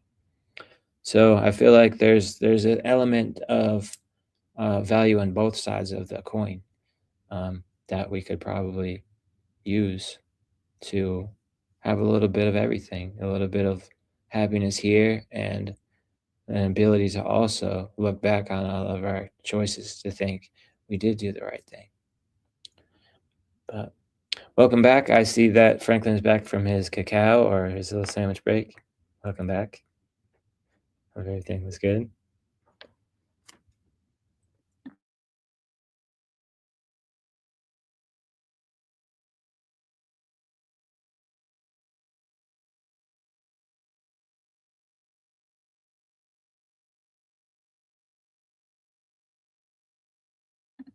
I don't hear anything. Can you hear anything, Cosmic? I think Franklin's muted. Yeah, I can't hear him either.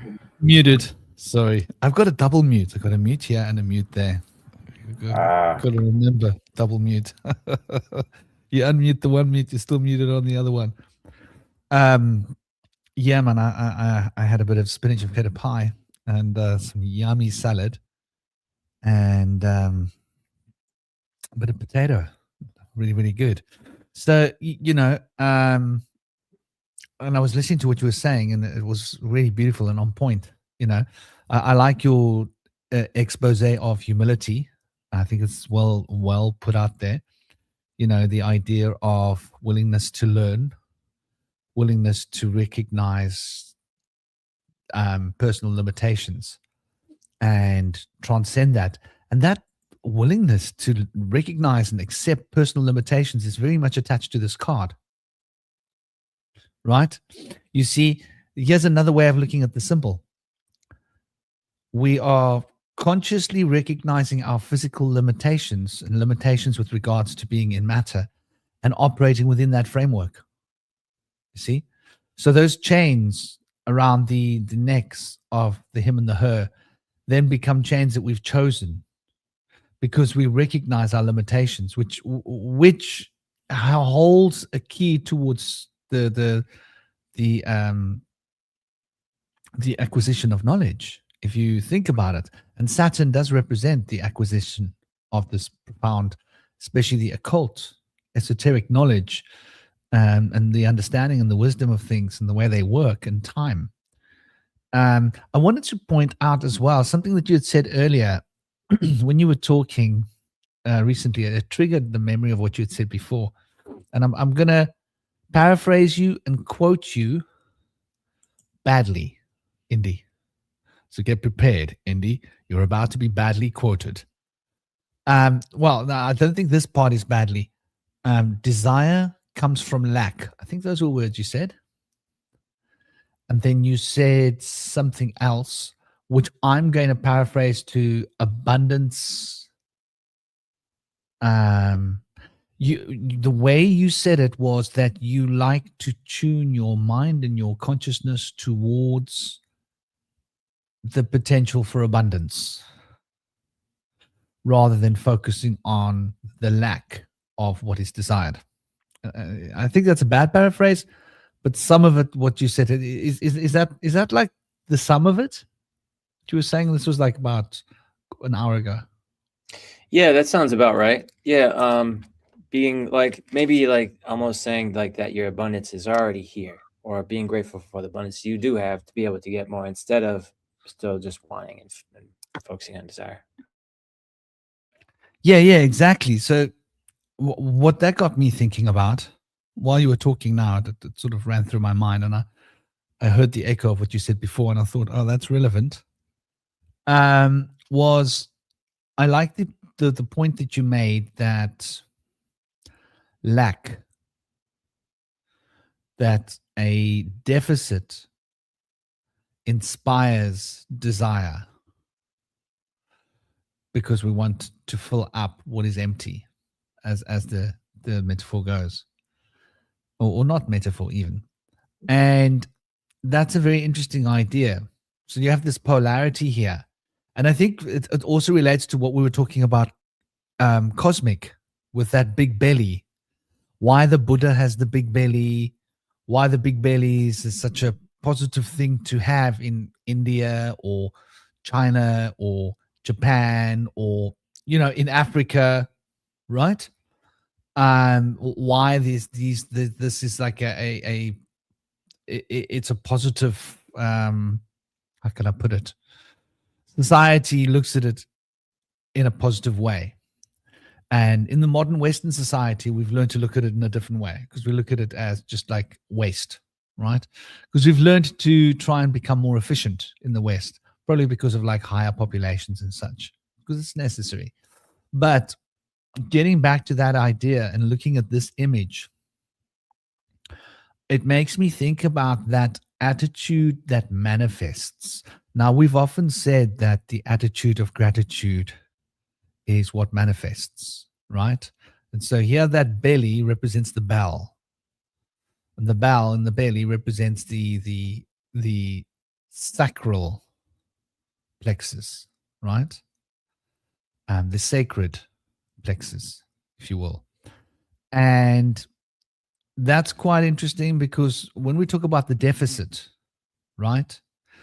A modern society is based upon deficit. Isn't this interesting? Our economy is based upon deficit. Our ideology is based upon deficit. The way we teach our children. Oh, no, you're not good enough the way you are. You need to go to school. You need to get better. Oh, you need to go to university. You need to get that piece of paper. Unless you get that piece of paper, you're not good enough. When you get that piece of paper, you need to get the next piece of paper. You get to get that degree. When you get that degree, you need to get that job. If you don't get that job, you're not good enough. Everything's based upon deficits. It's quite an interesting idea if you look at it, right?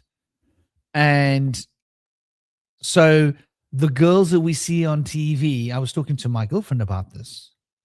Not so much anymore, but there used to be anorexic women were modeling.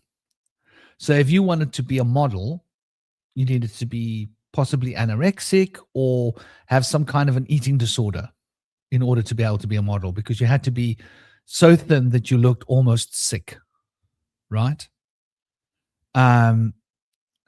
So yeah, the attitude of gratitude. So that this is what I want to look at.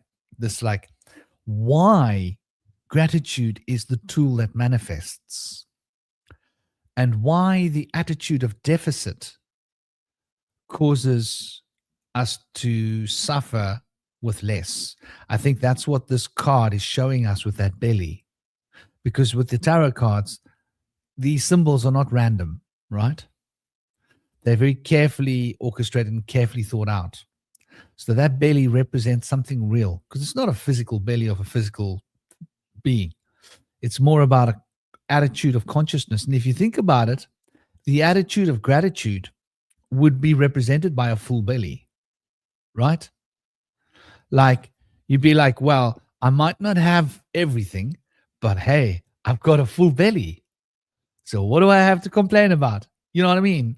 Like, you're living in rags, no problem. Living in shanty, no problem. You know, you don't have a car, no problem. You don't have this, no problem. You can walk. You got a full belly. That's something to celebrate. You know, like, if you can come back to that one thing, and you've just got enough food to eat, and you're eating, and you're satisfied with your belly's not empty, then technically speaking, you have something to be grateful for. And I think that attitude of gratitude, like, why does gratitude manifest? Well, let's look at this. So when coming from a deficit or a lack, the attitude of lack produces desire of what I want. That means we're losing our ions, and our passion is pouring outside of us to the outside. Over there, we're losing our energy. And then there are beings that can siphon that energy, right? Loosh factories, loosh siphoning beings that will siphon all of that desire, because let's face it, loosh, what is all this loosh we're talking about? This loosh is the substance of desire. So if other beings can tap into our desires, they can drain our energies through our desire. And they can, because we are deficiting, we're creating, we're defeasing, feces, defeasing. We're basically becoming so full of shit that there's nothing left. We're defecating. These words are rumbling around through my head, and they're finding interesting little parallel echoes. But when we go into this deficit and we have the mentality of there's not enough, then that's what we start to resonate with. And we start to tune in to not enough. And all our energy goes out of us, because our energy needs to match our surroundings. Now, when you say that you like to keep your energy about what you desire, what you want, as if you've got it, I'll take another route, but it's the same idea, but it's just a different series of steps to get to the same place. I would say to look at your life right now, right? And rather than being, desiring, right? Desiring means you are dropping the potential to father.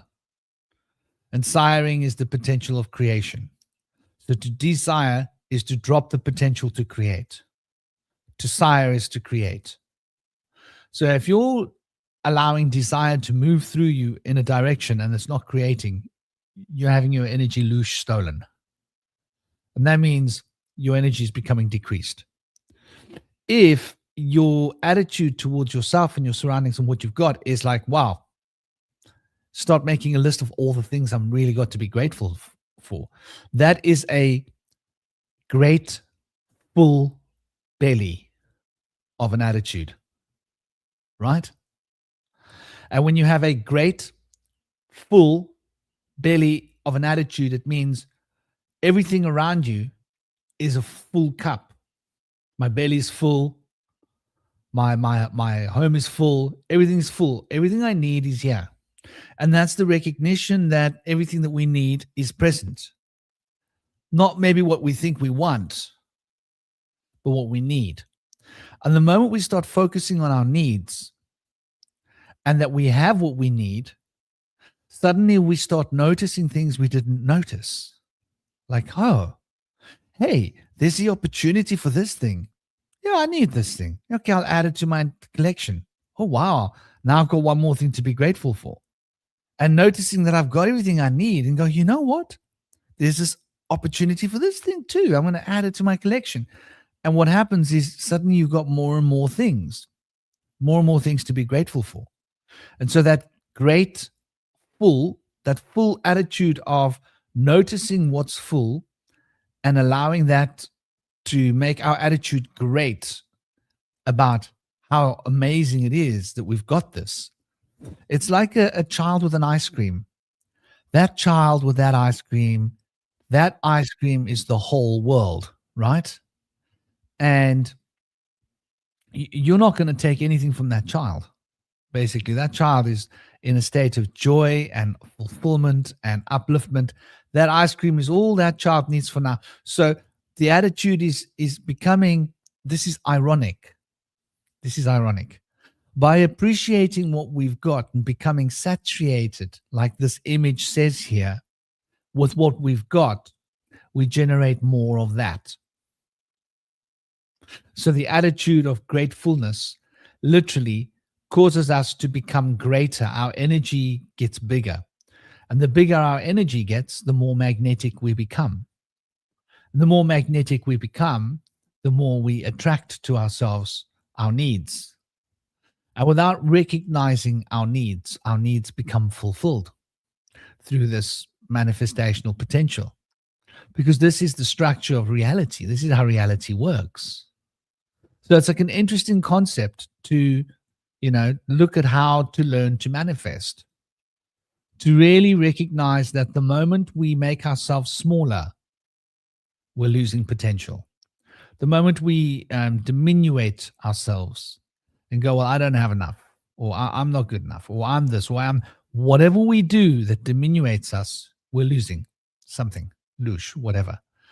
And to recognize that when we are desiring something, that which we desire, so you don't get a car by desiring a car. You don't get a Ferrari by desiring a Ferrari. But desire is the glue that brings that car to you, but you're not the one desiring it. Because you don't have time to desire that car. You're too busy being grateful for the fact that you got legs and you can walk and everything's great, and being grateful for the fact that you've got this kind of transportation and it's working well. And then that produces the need for something more. And so things tend to compound, right? So if there's moisture, the moisture will compound, because that's what moisture does. If there's dryness, the dryness will compound, because that's what qualities do. And so it's working with the concentration of qualities. And then we're concentrating the abundance by concentrating the greatness of how full we are in our belly. And so there's something to be thinking about. Manifestation happens in your belly, and it happens with your belly button. and your bell. What an interesting concept. Are you with us, Cos? Yeah, and the other connection too being, the solar plexus being sort of yellow in the belly, and that the devil card leads to the sphere of Tippereth and the tree of life.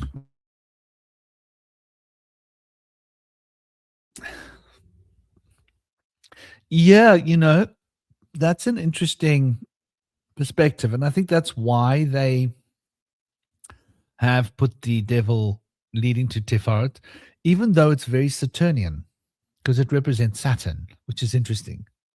And Saturn is materialism and manifestation. And you know how I feel about those that stick straw man drawing, the straw man tree of life drawing. As I like to call it these days. But that's quite an interesting concept. Let's take a look at an enneagram and see the relationship with numbers and other spheres. When we think of an enneagram, we think of it as numbers, but let's recognize that each one of those numbers is a sphere. So there are 9 spheres, and each one is a sphere. So then what are we talking about when we look at this? So let me get a bit of zoom. Let me get a bit of zoom in there, ladies and gentlemen, a bit of zoom. So when we start to contemplate here and we go around, we can see the devil, 15. And here the devil is interesting because it's number 8, which is Saturn, right? And how Saturn interacts with Jupiter. Number 3.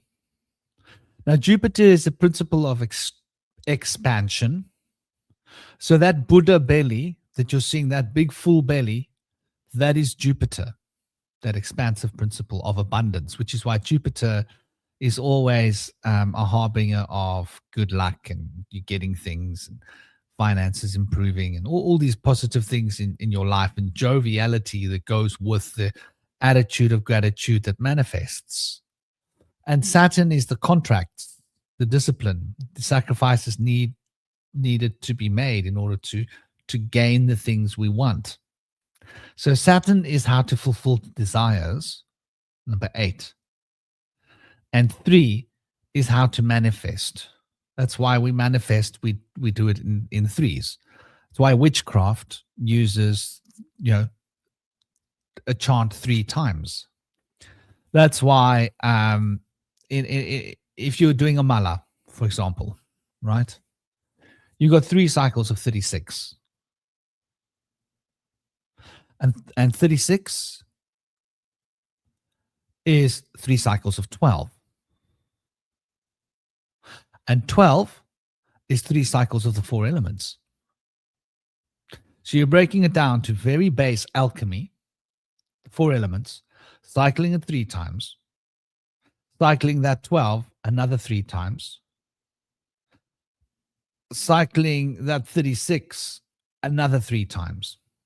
So we have 4 times 3, 12, times 3, 36, times 3, 108. So you see you've got 3, 3, 3 to structure 108 from the base root 4 elements to manifest any physical desire necessary. And so in a Rudraksha Mala, there will be 108 beads, and you will chant your japa 108 times and fulfill that cycle of 108 chants and sit in silence at the bridge before you fall into your next cycle of 108. And then usually you will do those in cycles of 3 cycles of 108, which is 324. So that's quite interesting then when you look at that, right? Because the 324 is, 3, 2, 4. And that's obviously, bringing us back full cycle to the enneagram, back to the 9. So you can see here why the devil tarot card stands between 8 and 3. And why, when you look at the 8 and 3, when you look at this this archetype, he carries the expansiveness of Jupiter in his belly, right? And what do you see on his hand? He's got a sign on his hand. And what is a sign? You sign a contract. So he's holding up the sign, which is his contract, in his right hand. But he's carrying Jupiter in his belly, that expansion. And so that's what we see when we look here. So that this is one of the reasons why I don't I don't agree with the hermetic tree of life with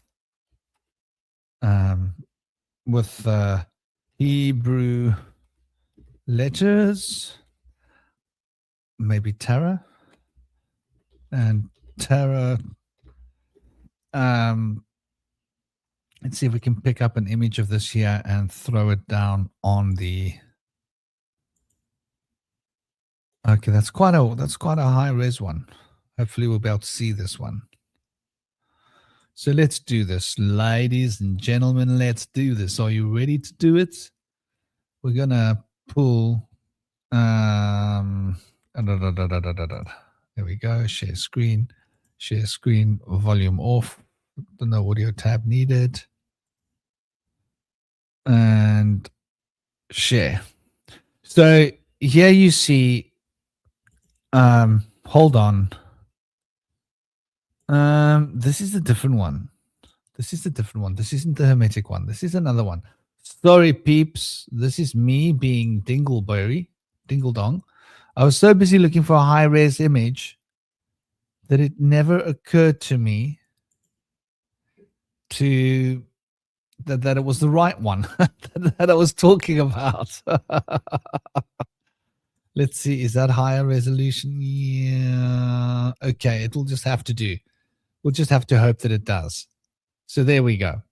Here's a better one. So this is one that Cosmic was talking about, where you see Hut and Tiferet connecting here with the devil as the path that is traveled here. Now, I like that it's connected to Hut. I just don't like that the Kabbalists don't relate Hut to Saturn, because it makes so much more sense, right? That clear mental discipline that Saturn represents is very much cold, hard logic of Saturn. Saturn's very cold, hard, and logical. Hut is probably the quality most abundant in a Capricorn, for example. You know, so that's one of the reasons I specifically, personally don't like it. But you can see where they're coming from. They're relating the Hut and the 6, and the 6 is the 15, right? Now, the reason why they apply the 15 to it is this, because Saturn is 15. 8 plus 2 is 10, plus 5, 15. 1 plus 9 is 10, plus 5, 15. 6 plus 4 is 10, plus 5, 15. 3 plus 7 is 10, plus 5, 15. So whichever way you go around this, it adds up to 15, right? And if you add up all of them, right, which is interesting, 1 through 9, you end up with 45, right? Which means around all the outside squares, the numbers add up to 40, which is quite interesting. And when you add in that final 5, it's 45. And what is 45? 45 is 3 cycles of 15. The same way, we're back to the Trinity here, where we were looking at the Rudraksha Mala and the system. being the 4 elements times 3 times 3 times 3, ending up at 108. So there's that relationship of triplicity. I don't know if that's a word. Did I make that word up, guys? Is that such a word, triplicity? There is such a word, right? I think so. It's like duplicity, but triplicity. I think. I'm not Yeah, sure. there should be a word. If there isn't a word triplicity, then we must make sure they're added to the register, because it's a beautiful word. Yes, there is such a word. Nice. It gets Threefold. weird with 4 and 5, like quadplicity or quintuplicity, is because I don't know why. It just doesn't sound right. Triplicity sounds good. Well, triplicity is basically the enneagram, Yeah. right? 1 tripled becomes 3. Tripled becomes 9. Tripled becomes 27. And 27 is 3 cycles of 9 of the enneagram. So, that's just a beautiful way that it works out, And 27, once again, just to bring it back to the Rudraksha model we were talking about, is one of the 4 elements. And one of the 4 elements means that when you take 27 and you multiply it by 4, because it's one of the 4 elements, becomes 108. So you see that works 2 ways, right? The 4 times 3 times 3 times 3, or the 1 times 3 times 3 times 3 is 1/4. So the beautiful symmetry and synergy of the way that the maths works is rather interesting when we're understanding that obviously this Saturnian glyph here is speaking about the centrifuge and the centripetal potentials of a spinning vortice, right? And the blue is the vortice, the axis mundi around which that vortice will spin. And then we got the 3, the 2, and the 1, which is depicted here as a green, right? Which is the 1, the 2, and the 3, which adds up to 6. And then we've got the 7, the 8, and the 9, which is 24, which adds up to 6. And then we've got the 4, the 5, and the 6, which adds up to 15, which is 6. So we've got the 666, right? The 666 number here, which, if you can see, is an expansion of the 333.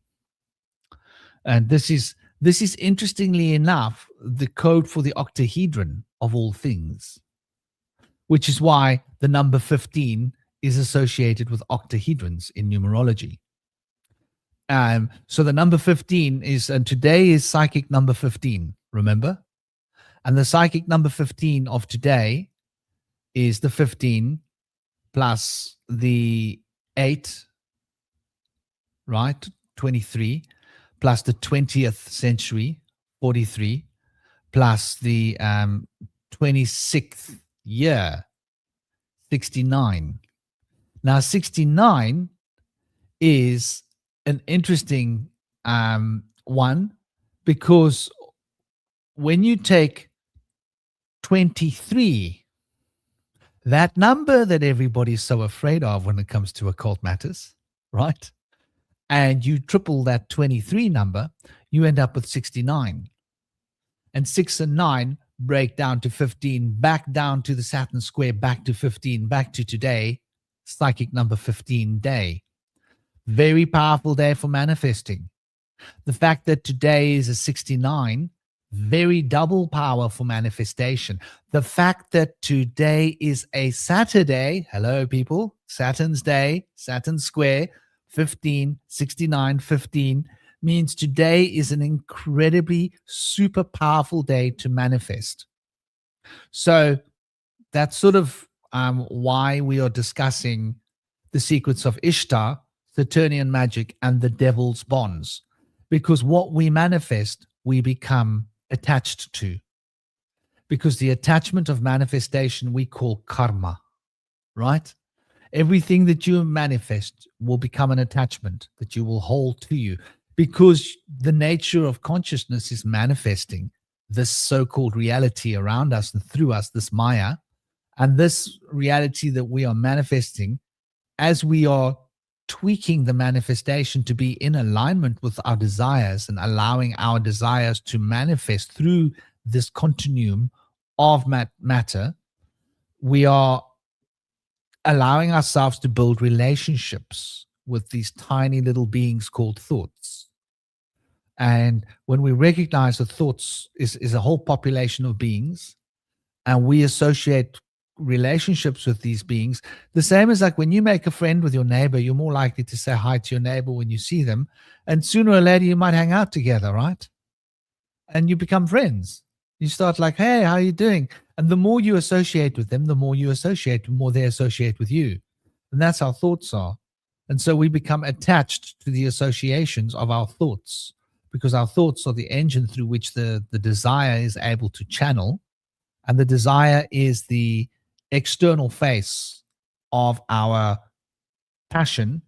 And the passion is the substance of emotion that's focused, and the emotion is the energy of creation's vibration.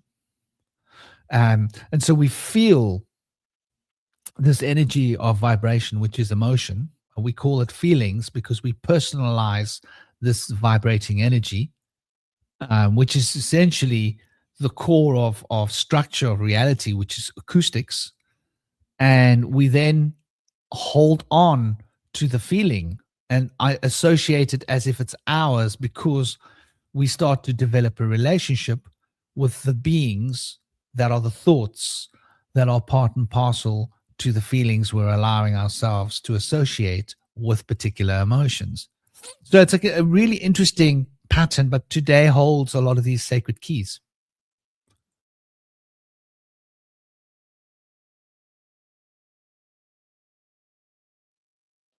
Yeah, I'd love to talk more about Ishtar. Can we do that? Oh, yeah, man. Ishtar and sexy Inanna. All right. So the story of Inanna kind of later on was retold as the story of Orpheus and Eurydice. And then later it was told again in another similar story.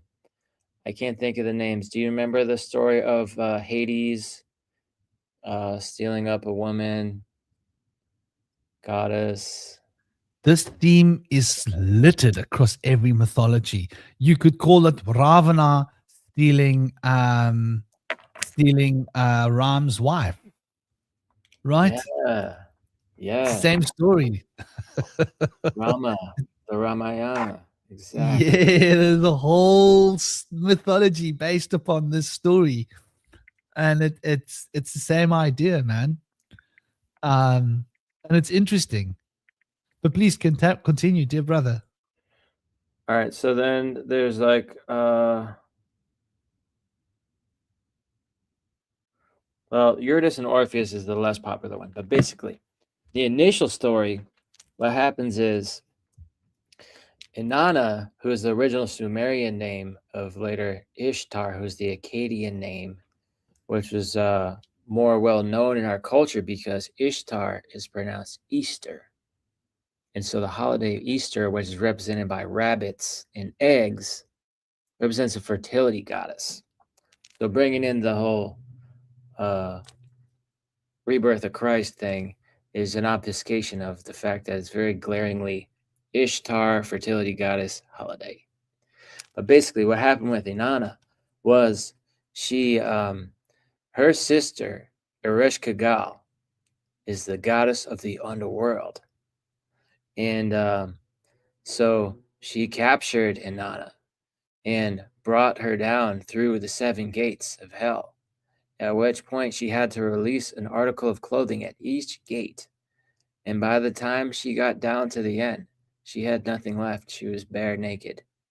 And at that point, her sister threw her up on a hook and sacrificed her.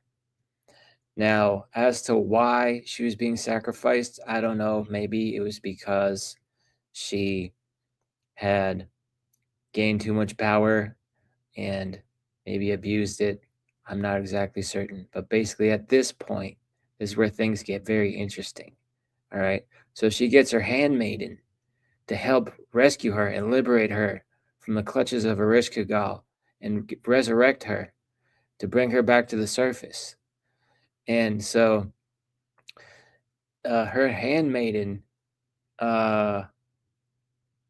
she's got a weird name, but basically her handmaiden is also known to be Lilith, who was originally known as Nin or Lilitu. And basically she went around to the various gods and pleaded with them to help save her. And she went to Enlil, and Enlil was like, no, I've got better things to do. She went to maybe, I don't know who she went next to, maybe Marduk, somebody else, said no. Then she went to, I don't think she went to Dumuzi, her husband, but she went to Enki, and Enki said, well, I can't actually go myself, but I will create servants from the dust under my fingernails to be able to go liberate her and save her. So he took dust from his fingernails and magically conjured up like a golem, 2 golems that were sexless beings to go do his bidding. Go ahead. Question. Can I ask you, did you say Lilitu? Yeah, Lilitu, the original name of Lilith, after Nin. But are you sure you're not mixing up? Because Lilitu, as far as I know, Lilitu is the we could talk about Lilitu. Don't let me sidetrack you. Please carry on, brother. I just wanted to make sure that I heard you right. Please do continue. Okay, so basically, Inanna's handmaiden, her name in the story is Ninshubur. But Lilitu is also a different translation of that, which might come from the Akkadian. I'm not sure exactly how that plays out. But basically what happens at this point is these 2 sexless beings go down there and they battle the demonic forces that are protecting Ereshkigal and trying to sacrifice her sister there. And they pull her body off the hook, and they give her an immortality elixir to bring her back to life, to resurrect her. It's a magical elixir. And she comes back to life and returns back to the living. And then she journeys out of there with her handmaiden and these 2 sexless beings. Once they, and I guess at some point she gathers back her articles of clothing, maybe at each gate. I'm not sure. But when she gets to the end of the journey and is almost on the surface, a message comes to her from Ereshkigal.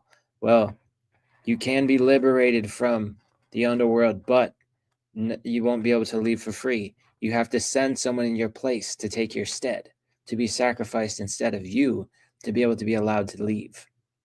And so at the final gate, these demonic forces come to retrieve her replacement.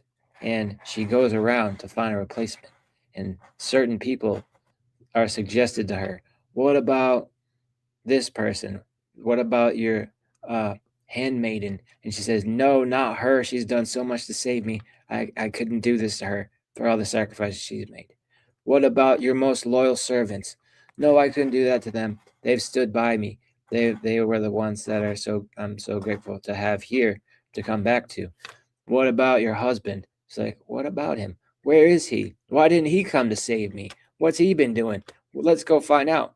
She went to find him, and Dumuzi was sitting there all fancy dressed, didn't seem to be in dismay or grieving at all. He was wearing fancy clothes and had some nice jewelry on. She's like, what are you doing sitting on the throne, looking all happy and just lackadaisical, just sitting here, not doing anything? When there was an emergency going on, and I had been stolen to the underworld, and you don't seem to care. I'm going to send you in my place. So she took her husband, and she sent him down there. And that's the end of the story. But basically, she was very disappointed in him and her handmaiden came through, but he didn't. And it seemed like he was just there to revel in the power that he had, maybe enjoyed not having her overlooking him and guiding him to make his every decision, and liked his freedom. Maybe he used this power to find more women, and so he was enjoying that. But basically, he used his power for the wrong reasons, and he was not devoted to her enough to earn her trust, and she lost faith in him and gave him up. Now, later on, the Greek stories kind of flip the script a little bit. First of all, the underworld goddess becomes a god and turns to Hades or Pluto in the Roman story. But what happens is the woman is stolen up by Hades because he desires her and wants her to be his. And so he takes her down there with him. And I guess in each story it's a little different. Maybe she wants to go down there with Hades, but she feels bad, or maybe she really doesn't and wants her husband to come rescue her. So basically her husband has to go through the 7 gates to get down there, and she had to give up an article of clothing as well in the Greek stories at each gate. So by the time she gets down there, she's stark naked, which is probably how Hades wanted her. And then when her husband gets down there, he negotiates with Hades. We got to get her back up there. She's my wife. And like Orpheus was like a famed, like wise musician that could like tame the animals with the sound of his lute. And he could tame the peoples too. And he could sway people to find love in their hearts.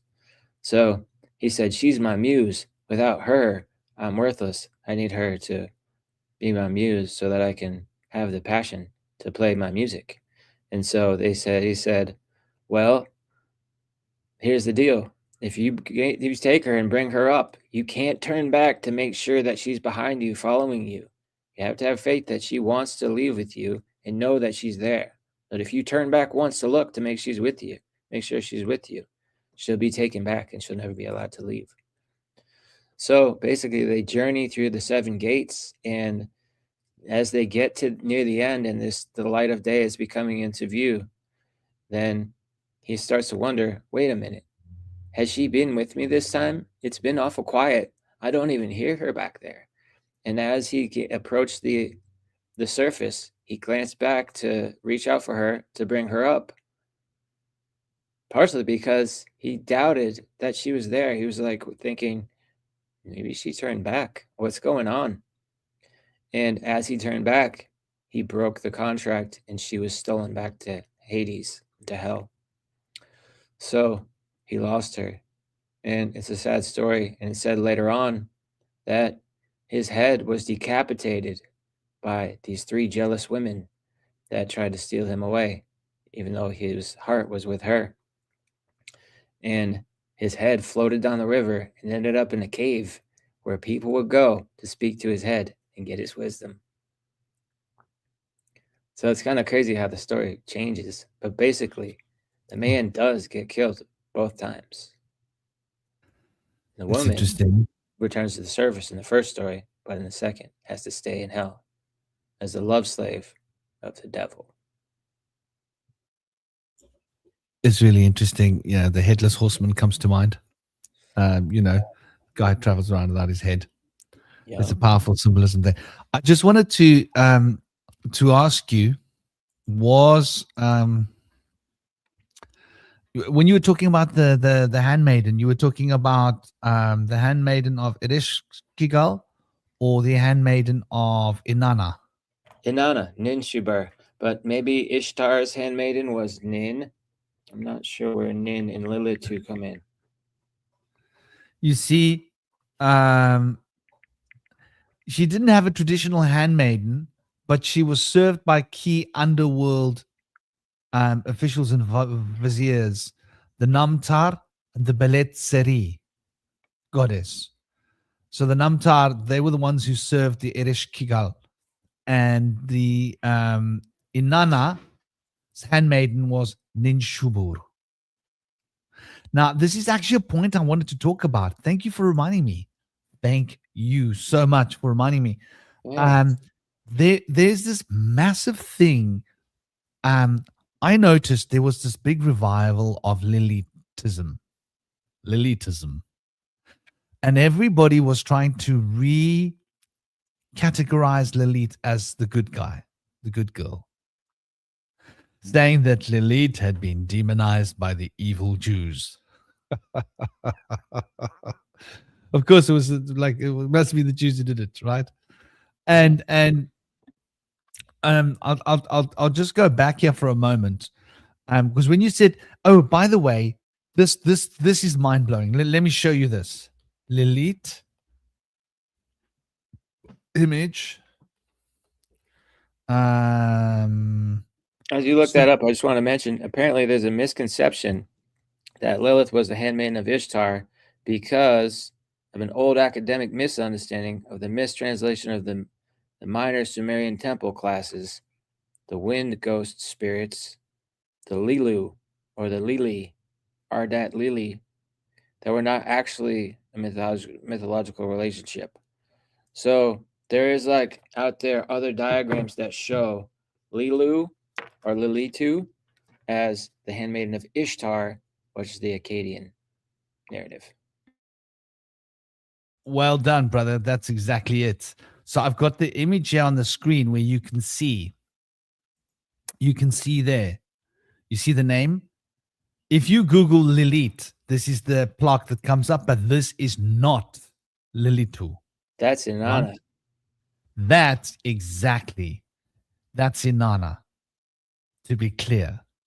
And so there is now there are certain similarities. There are stories about Inanna. Men couldn't handle Inanna, and they would die making love to her. She was to die for, man. This woman was to die for. And when she found her man, what's his name? You just said his name a few minutes ago. Dumuzi. Yes. He was the guy who like didn't die. Like he survived all night. Like, wow, he survived to the next day. He didn't die. I'm not sure how credible that story is, but there are stories about Inanna's incredible sexual appetites. She's a man Right? eater. Yeah. And so she couldn't be with any human mates. She had to have a human mate that could match her. And Dumuzi was the only human mate that was godly enough to match her, because the men would basically dissolve. And interestingly enough, they did a thing in a series where there's this woman that absorbs men through her special doors. What was it, man? I'm trying to remember what, of gods or something. Some series with like gods and goddesses and stuff that was on TV, and I remember seeing that and thinking, oh, that's an Inanna. But getting back to the story, what you say, absolutely, that guy, I think that was like the 1800s, wasn't it? There was a plaque which wasn't named, but later on they were able to notice that plaque was named in other plaques that they found, right? And so they found multiples of the same plaque, and the other ones were named and they were Inanna, like you say. But that guy had decided that was Lilitu. Now, notice how Google has run with the ball. Google knows there's a difference between Lilitu and Inanna, right? Because Google just told you, right? But look what Google does here. If Google thinks you don't know, this is the trollop that Google. Now, I think this is part of an elaborate counterintelligence element to produce confusion, so that people will be confused about Lilitu and Inanna and associate them wrongly with each other. And so this is where the story of this connection with Lilitu and Inanna comes into play. And this is the nonsense that all the New Agers were talking about a couple of years ago, when they were saying about how Lilith is a divine goddess, and they were invoking Lilith, and they weren't understanding that, like, in the Judaic idea, Lilith is basically a demon that goes around draining men of their semen at night when they're having sexual arousing dreams, and responsible for harming unborn babies and causing stillbirths. That's like basically the Jewish mysticism. Now, when you go into ancient Mesopotamian, Sumerian, Akkadian traditions, Lilitu is a nocturnal wind-associated female spirit, or were they using the word demons? They were believed to target lonely travelers and men at night, and they were heavily associated with harming pregnant women, new mothers, and infants. Right? Seduction and predation, Mesopotamia and later Near Eastern folklore depicted certain types of these spirits, and they were called the Ardat Lili as well. That's an order of the spirits, of which Lilitu is sort of the main one, or the most known one, as phantoms of unfulfilled youths who preyed on young men, right? They were believed to seduce men in their sleep in lonely places, and they would steal their seed, right? And that's Lush that we're talking about, right? And they would have to use protective amulets and protective magic to protect the unborn children from this spirit. And so Lilitu originates from this class female. It's the same thing, isn't it? Yeah, basically. So, child harm, cursing, seduction. Over times, this order of beings, the Lilitu, which is an order of wind spirits, consolidated into the singular, famous, well-known Lilith that the Jews are talking about. So Lilith is not a being, to be clear. It's an order of beings. And it's an order of beings associated with the air, the element of air, that are hungry and full of desire. And they have unfulfilled desire that they want. So I think we're talking about a particular association with the eighth sphere.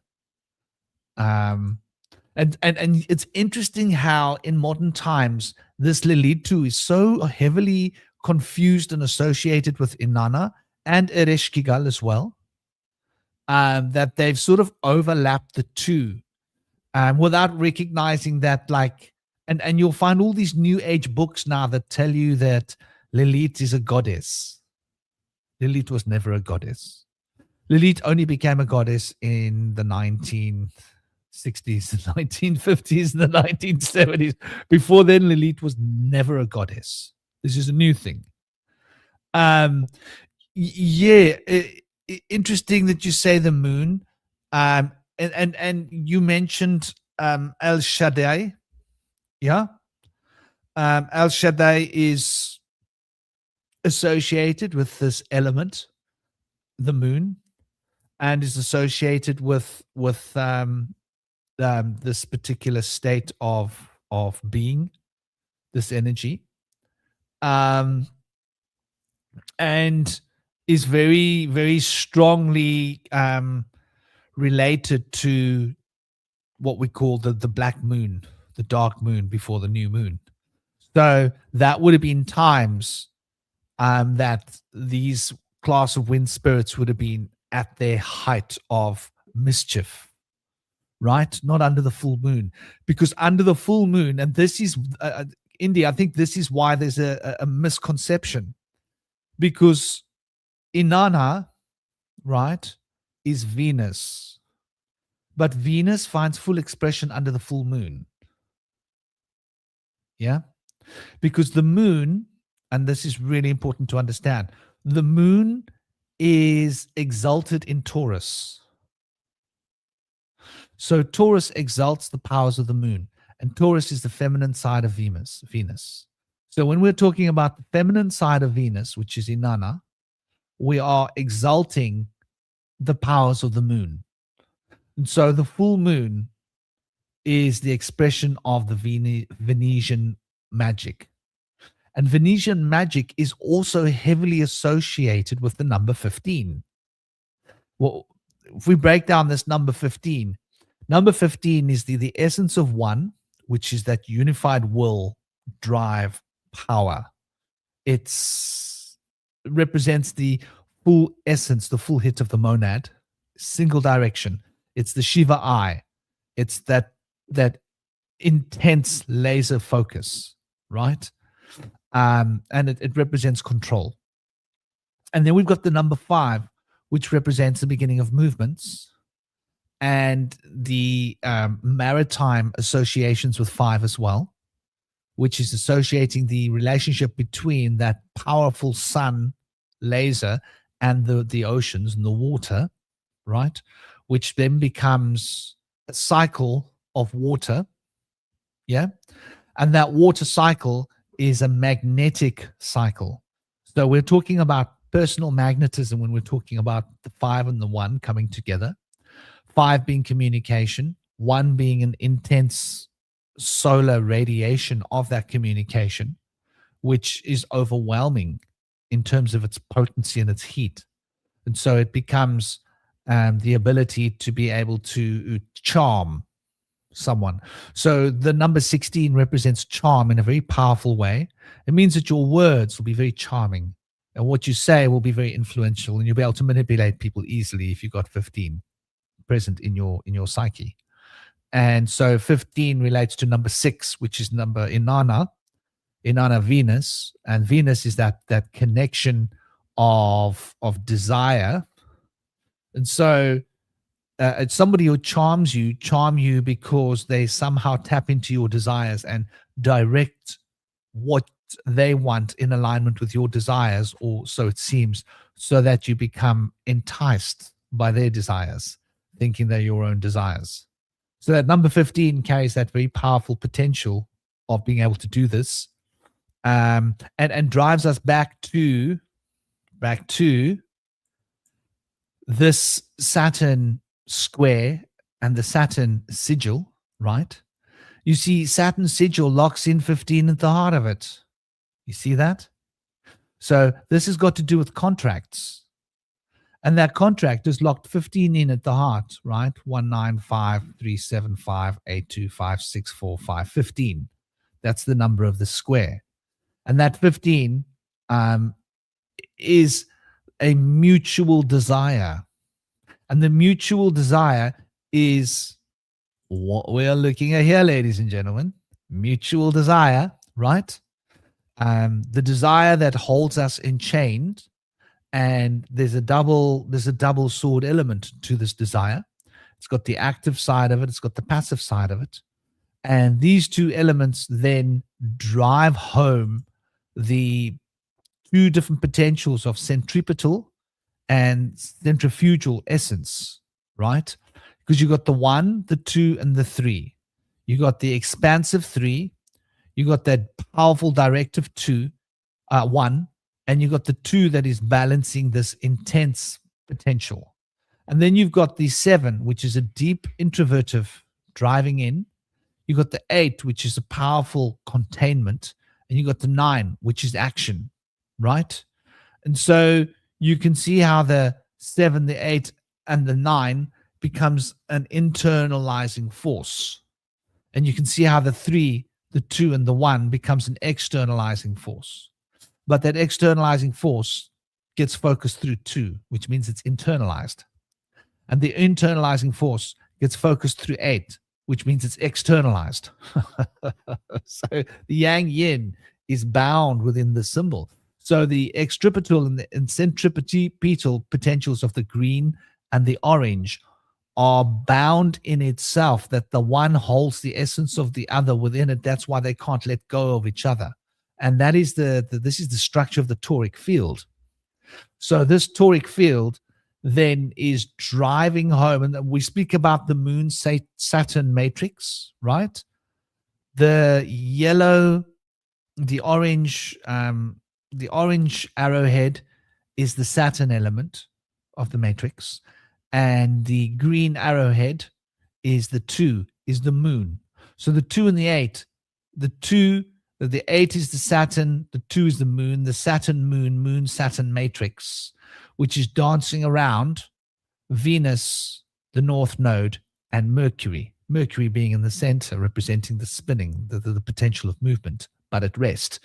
So here we've got the full structure of the cube undressed in the Saturn sigil, which is carrying all 9 elements of the enneagram, all 9 potentials, which is structuring effectively the 9 different spheres that we see when we look at the enneagram, right?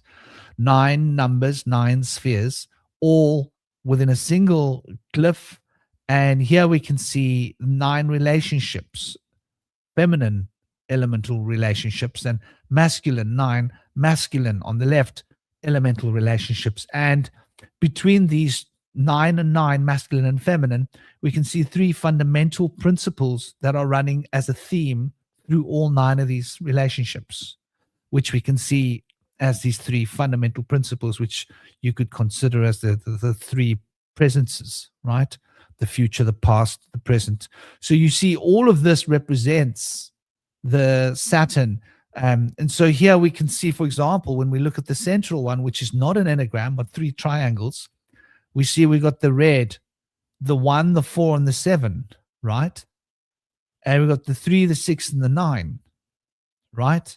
And so this is a different representation of the same principle. The difference is the other one is 666. That's Saturn manifesting. This is the structure of two-way manifestation. So we've got the 3, the 6, and the 9 being expressed through these 3 principles, as opposed to just the 666. And so that's quite interesting when you start to make these distinctions and notice these simple differences of intonation between these very powerful symbolic structures that represent the manifestational process. But getting back to, how Saturn is related to Inanna specifically, or how this relates to Ishtar. Ishtar is the gateway to the mysteries. So Ishtar is represented Tara. No.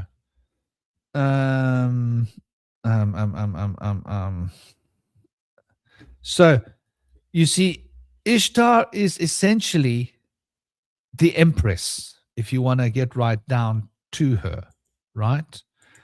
Let me get an image so we can see it very clearly. So here we see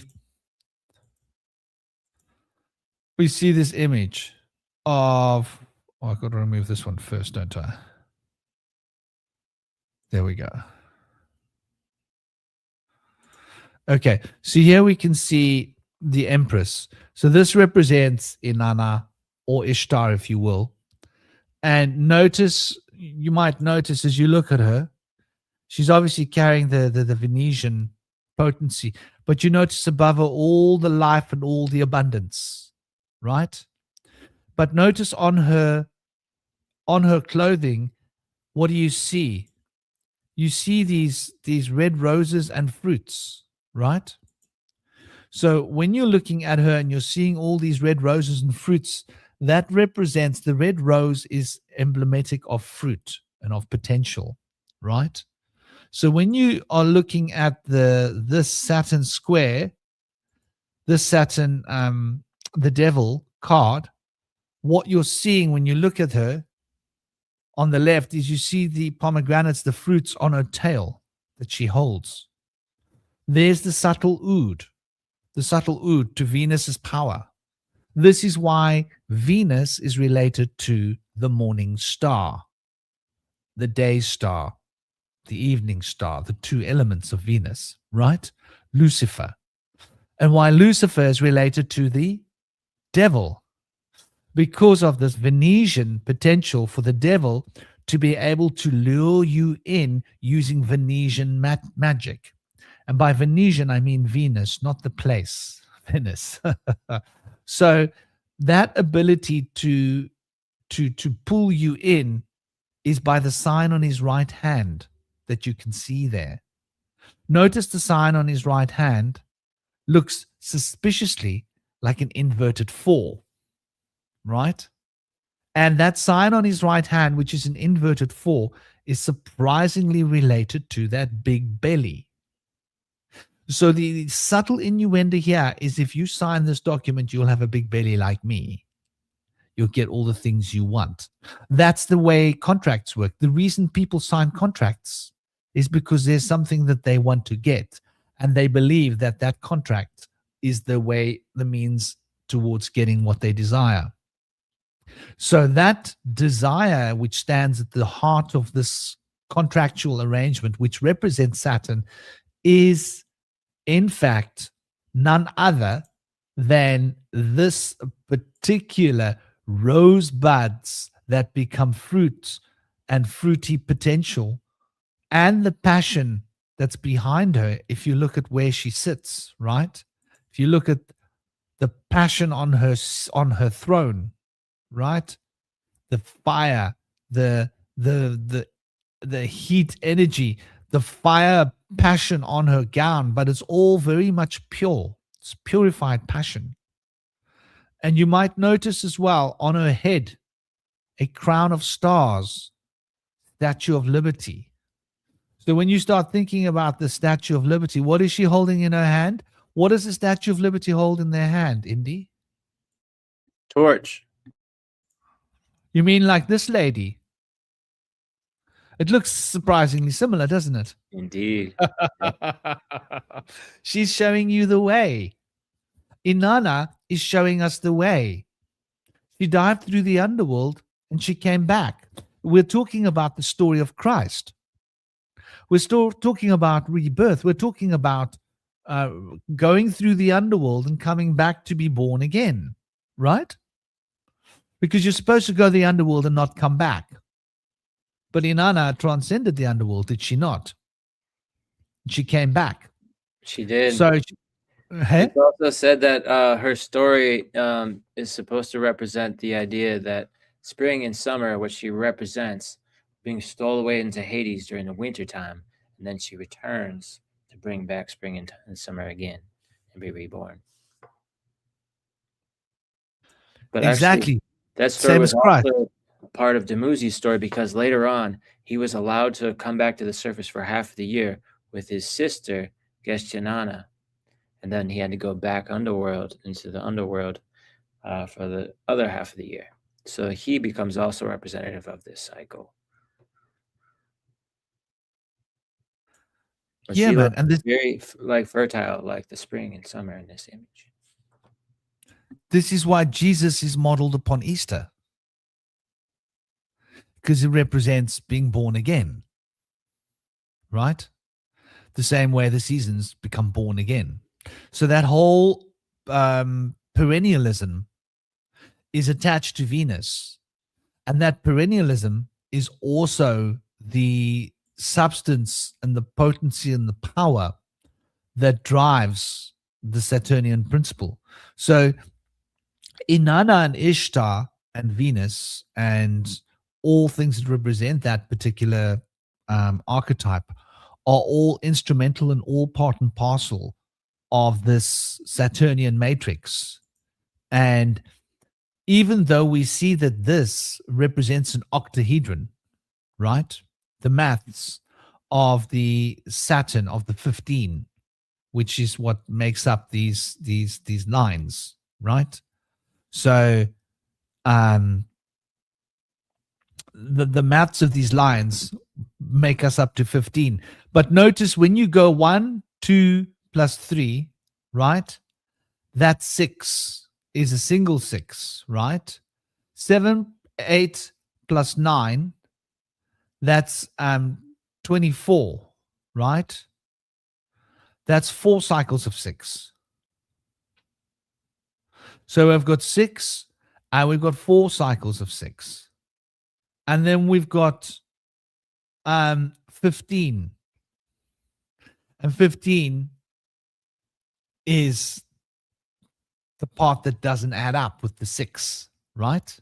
Even though it breaks down numerologically to 6, It's not quite the same as 6 and 6 times 4. So you see how the relationship between the centrifugal and centripetal potential has a deficit of 1:4 ratio, which is why there are 4 elements in the structure of matter. And it's all coded here in this particular Saturnian little glyph that is just so man, it's like the gift that just keeps giving. You know what I mean? Like, you just can't, when you think you're getting to the bottom of the Saturn glyph, right? It comes up behind you and it gives you a clip on the ear and it goes, buddy, you know nothing. Do you find that? Like, the more you look at it, the more you realize you didn't really understand it. Like, you're always starting to understand it. Well, that's what I find. I'm always starting to understand this. Oh, right, that makes, and it just never ends. The how much, it's like a yang and a yin symbol. The yang yin carries so much information in such a simple little symbol, but when you really like unpack it, it's like it'll make you dizzy, you know. So yeah, transformation. Yeah, the transformation is interesting because that comes back to Mars, and that has got to do with Scorpio, right? And Scorpio is obviously related in a fairly profound way because Libra moves into Scorpio. Libra is relationships, it's the masculine side of Venus. So you could consider that idea of, what did you say about Demuzi, Indy? Also going through a transformation? Yeah, Demuzi, basically, he was the shepherd god of virility.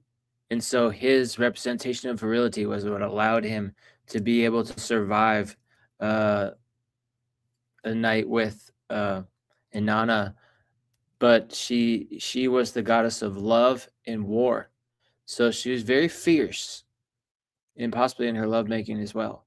But basically, the transformation that he went through with Ereshkigal was that he negotiated with Ereshkigal to be able to return to the surface for half the year with the aid of his sister, Inanna. So basically, they made some kind of a deal. But basically, what happened was there was a similar deal in the Greek story where Orpheus went down there and played his enchanting music for Persephone and Hades to be able to make a deal. And they struck a deal because he enchanted them with his music. But I'm not sure how Demuzi ended up getting out of that situation. But he went through a transformation in the sense that he really appealed to her because he was able to handle her, unlike any other man had ever been able to do. But it's thought that their connection was a seasonal connection. They had this passion for each other, but it was not meant to last. It was a seasonal situation.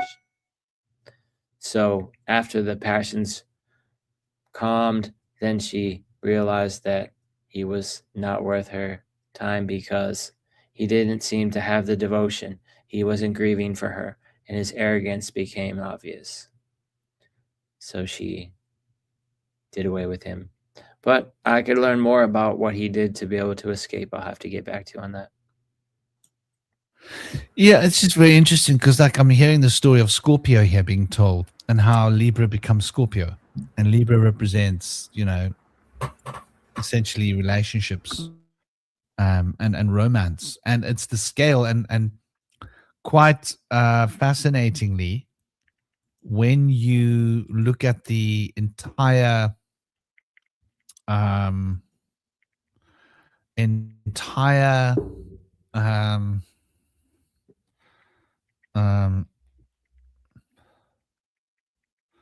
let's get it, baby. When you look at the entire, where is it? Come on, baby.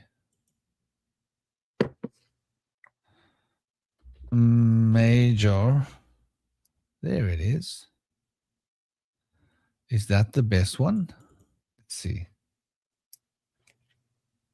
Is that the best one? Let's hope it is. Why is it taking so long? There it is.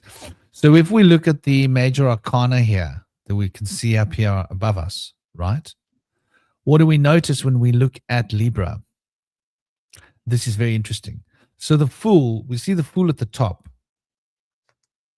but the Fool actually represents both the beginning and the end, right? So the Fool is unnumbered. The Fool is that space between the numerations, right? These aren't numbers. These are relationships between the different spheres, essentially.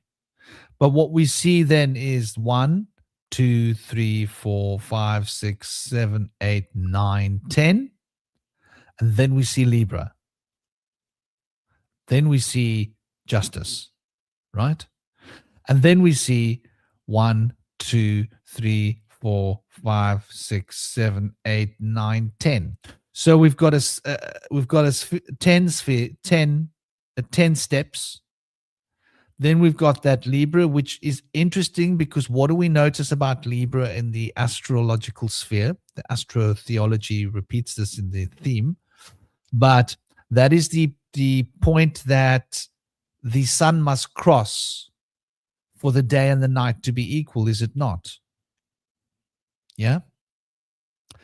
So Libra then represents balance. And the balance of Libra is very, very clear. It's carried there in the scales. So that is the point where summer and winter are literally changing, moving towards each other, where the days start getting longer and the days start getting shorter.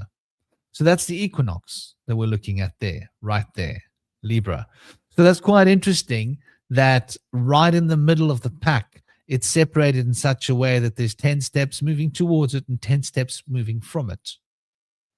And, you know, obviously there's no accident there at all. Yeah. Yeah. So there was a similar story where Persephone was stolen up from her mother, and her mother is Demeter. And basically, Zeus made a negotiation so that she could be returned to the surface for half the year, because Demeter caused a global famine out of her sadness and her grief of having lost her daughter. So Zeus made it so that she could come back to end the famine, and she brought back the fertility for half the year and then was returned back to her husband in Hades. So there's a story there of how the seasons play into that story as well. And the other story I was looking for was with Persephone and Demeter. But I always consider there to be a male role where there's like a husband figure. But it wasn't really the case. It seemed like Zeus helped liberate her from Hades, but her man was Hades, and that's where she wanted to be. But she had a responsibility to come back to the surface for her mother's sake. But Zeus kind of helped negotiate, so he kind of played a role. Maybe he wanted to have a little fun with her half the year. I don't know if that was part of the story. But he was quite the wild man, Zeus. But that's an interplay of Jupiter coming in to rescue her from Pluto, and no real sign of where Saturn plays into that story just yet. But I'm digging on it. So, Franklin, I shared an image in the queue. And so I kind of asked myself a question because I'm thinking about the Kabbalistic tree of life. And it talks about how Kether takes the top and it basically descends down into matter to create the soul. And I'm thinking to myself, if I take the tree of life and I flip it upside down, does it create materialism? And just thinking about it, I made this chart, and sure enough, it does. So, for example, so basically the idea is Kether, which is represented as white, is represented as God, and that's the ultimate reality, which is at the top. But for a materialist, matter is the ultimate reality. So I basically put Malkuth at the top. So dark matter is basically the part of the universe that's kind of like totally unobservable, beyond our perception, whatever. Then when we get for the Assad equivalent, that's where matter actually becomes something that's observable. There's actual, measurable particles and stuff. And then with like Had, those particles then take on certain like rules, and there's sort of like laws of physics. Then you have like Netzach with the more, just the sort of the general energetic relationships. And then when those two sort of synthesize, they create like a biological life force, like a plant or single cells or whatever. And then when that evolves, you have the animal id, which is sort of the, et cetera, et cetera. And then you have the animal herd mentality represented as Hesed, which is sort of the part of the, the group mentality. And then for the supernals, you have the sort of the unconscious mind, which is led from the animal id to that. And then the subconscious mind, which is more kind of the religious, cultural backplace of your, perception, being led by Hesed. And then the ultimate sort of materialistic emergent property of the self emerging down here. So what this demonstrates is if you just take the tree of life and you flip it upside down, it just turns into the materialist philosophy. And I just find that, so incredibly fascinating, because if we're talking about Saturnian magic, essentially, this is the real tree of life that people are being brainwashed by and don't realize actually exists. Because I think about what the clip-off essentially is it represents duality in God. So it's kind of like basically God fighting Satan and the eventual tumult and chaos that comes from those two fighting together. But materialism is ultimately a monistic philosophy. So I just took Kabbalah, the Kabbalistic tree of life, and simply put it upside down.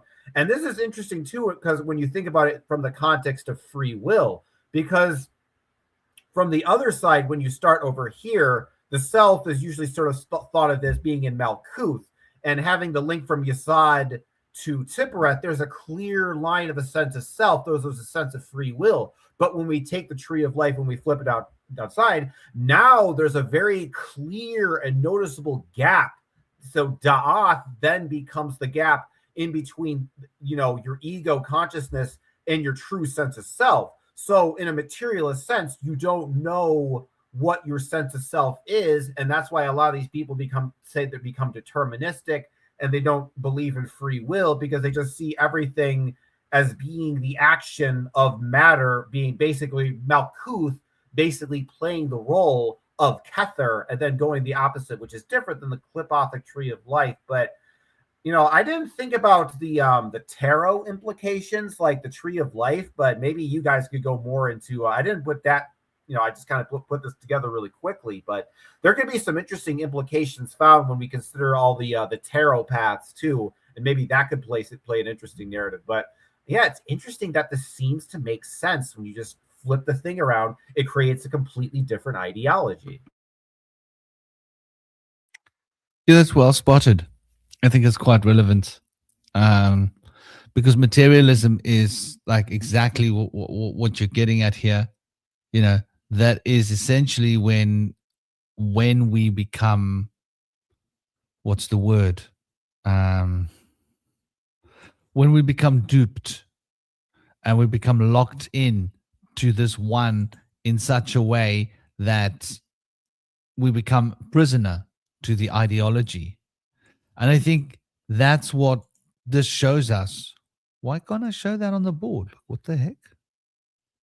Wait, can you give me a second? Yeah, that's what this shows us, right? This shows us that the inversion, basically. I mean, Kether is something that is, it has no structure, right? It has no form. It has no embodiment. And when we are resting upon Kether, it's like you're resting upon proverbially nothing. And so there is no foundation. And if the foundation is above your heads, then you are lost in underneath the foundations of things. And then you don't have a clear place to stand. And if you don't have a clear place to stand, then you can't have understanding, right? Because you need to be able to stand in order to understand. It involves the principles of Horton and Netzach operating together in synergy so that Tiferet can become the channel through which we understand. So it's very interesting, you know. It's like doing a headstand. You're not going to get anywhere if you're doing a headstand. You're like you're stuck. I also think like when you're looking at this particular image, I don't know if you guys can see it bigger. You just have to zoom in. I don't know if you guys on phones, but if you look at well, what have they shown here? Bio life force, prana. You see, number 6 actually represents Venus, and if we see the Venus of number 6, then you can see that it represents all of these living principles. Yeah, like there is the embodiment of number 6. So why is it doing this? Very strange. When you're looking at number 6, you're looking at this essentially, right? And now I don't understand why it's doing that. Are you guys seeing the whole card or just the bottom part of it? Maybe you have it zoomed in. Just the top on my side. But you can scroll down though. How did I zoom it in? I don't know. I didn't zoom it in though. Hold a moment. Might be too big for the page it's on. No, but it wasn't earlier. Do you understand what I'm saying? Oh yeah. Earlier it was fine. It just suddenly became too big, like the image itself changed, which is just bizarre. Let me re-upload it and see if it does that again. Because it really... Oh, duh. Yeah, thank you, Cosmic. That wasn't an image that I'd uploaded. That was a screen. That was a screen share. I prefer to get the images than myself because that does make it much more useful. So there we go. So you can see here when you look at her, what she's got all around her is the forces of life, right? Everything around her is alive. She carries that passionate energy that means life. This is why Venus between a man and a woman will lead to childbirth. So that is quite an interesting point that you make here, Cosmic. You know, it all seems to add up really nicely, and I think that does specifically relate once again to the story of the underworld, does it not?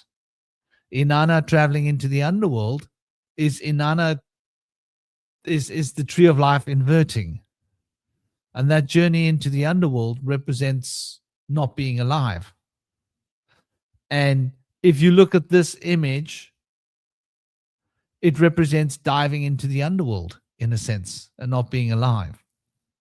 And I think that's what materialism represents. What signs are on the dress? Let me put it back up for you. Let me get a nice... There it is. There it is. Hopefully you'll be able to see it now. So there you can see. I've always thought of it as relating to flowers and fruits. Flowers and fruits. I mean, you're going to get different peoples with different opinions that say it represents this. It will represent a rose because a rose is sacred to Venus and Inanna. But I think it also represents fruits, because the whole idea of a rose represents fruiting, and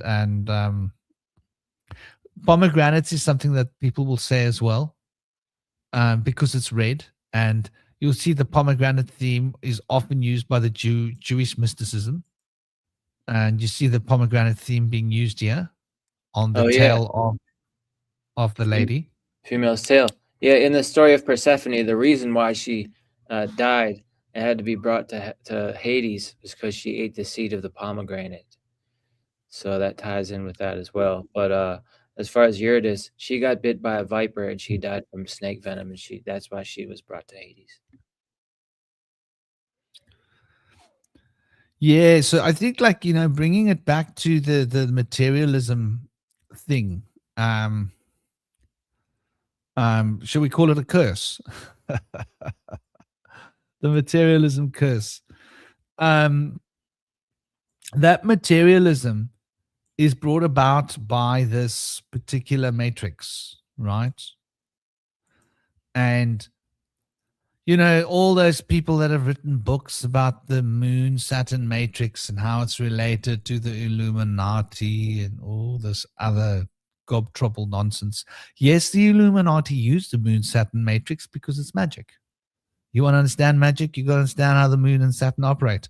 But these two, number 8 and number 2, as the two points of the arrowheads that are centrifugal and centripetal forces operating together to sustain the vortex, the potential of spinning around the central axis, the blue axis, which is the potency and the power and the essence behind the toric field that is manifesting reality. Those two potentials is essentially the moon and the Saturn. And so the moon represents the unconscious, delving deep into the unconscious, and Saturn represents structuring and organizing principle. So there's this unconscious going deep into the unknown, deep into the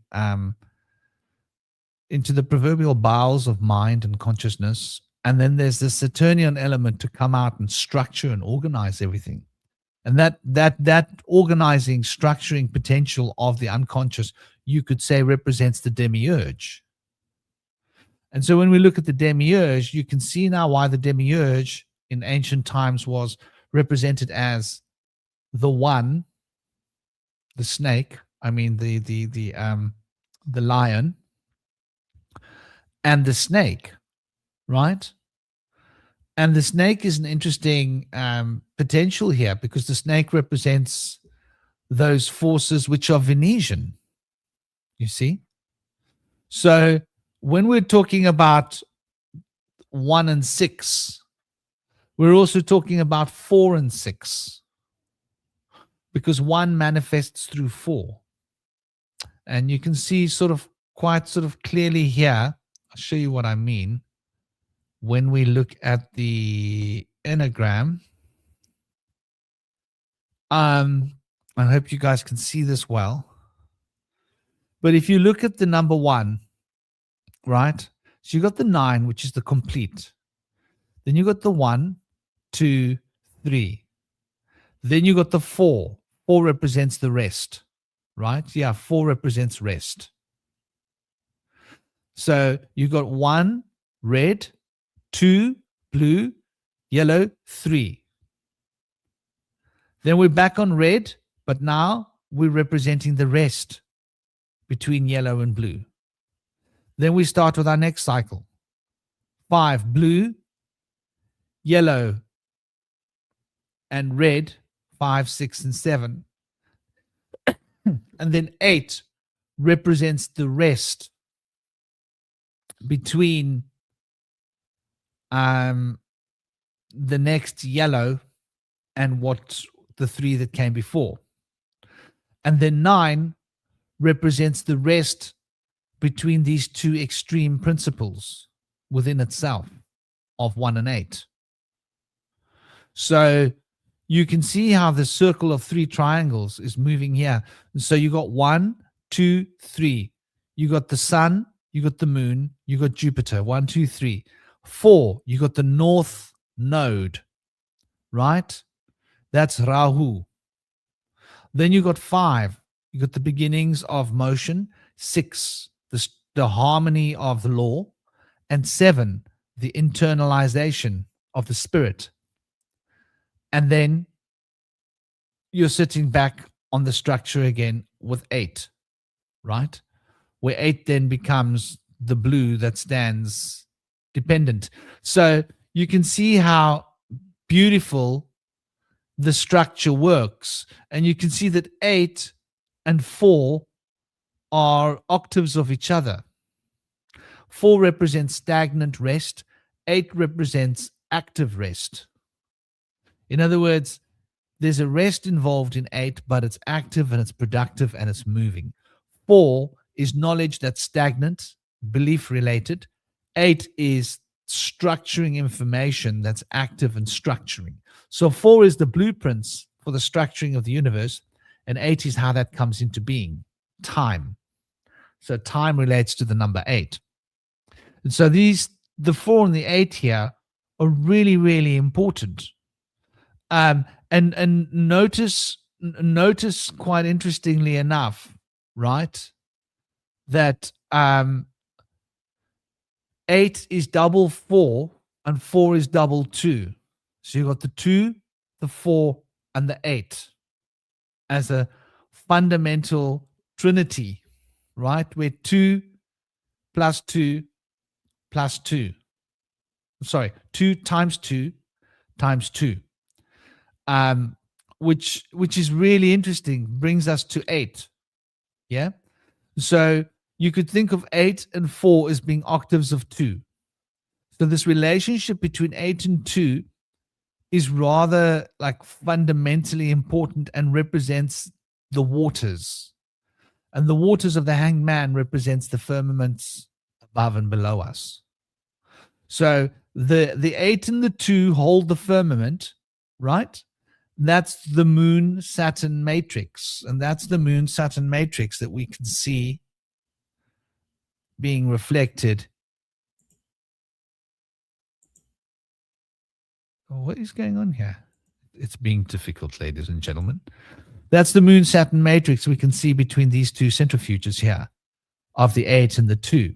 So there's a very powerful story being told to us about how the internal and the external, the unconscious is what swallows everything up into it, like entropy, right?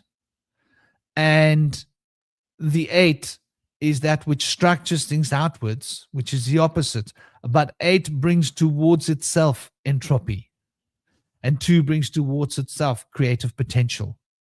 So 2, the moon, is the womb that from entropy brings out new life, and 8 being the structuring aspect of, the structuring element of consciousness, God, whatever you want to call it, that implements the law, is what brings about the decline through entropy of an entropy. So these two are like the fundamental echoes through which the continuum of this physical temporal reality exists, because it has to have written into it temporal, but the temporal is part of an illusion because nothing is ever created or destroyed. So the Saturn moon matrix represents the illusion, the Maya of life and death. And the moon rules over life and death because that's the moon's powers, for she brings life. And Saturn is the contract that manifests the law between life and death. And so that's quite interesting when you think about Saturn in the courtroom, the guy wearing the black Saturn cloak, right? And like looking like old Father Time with the hammer in his hand, Thor's hammer, right? He's wielding Thor's power, yeah, which is quite interesting. That's the expansive power that he's wielding that we see in the belly, Jupiter here. So it's all of these things seem to go like round, perfect little circles. And they all point back to this material potential of the Saturn and the moon matrix. So getting back to your story, Cosmic. Where's Cosmic's image? Cosmic stole his image. There's been a theft here, Cosmic. Cosmic stole the image and ran off to Sandwich Land. He took it with him. Oh, sorry. Did you want to look? No. I was just gonna say that that's an inversion that you're showing.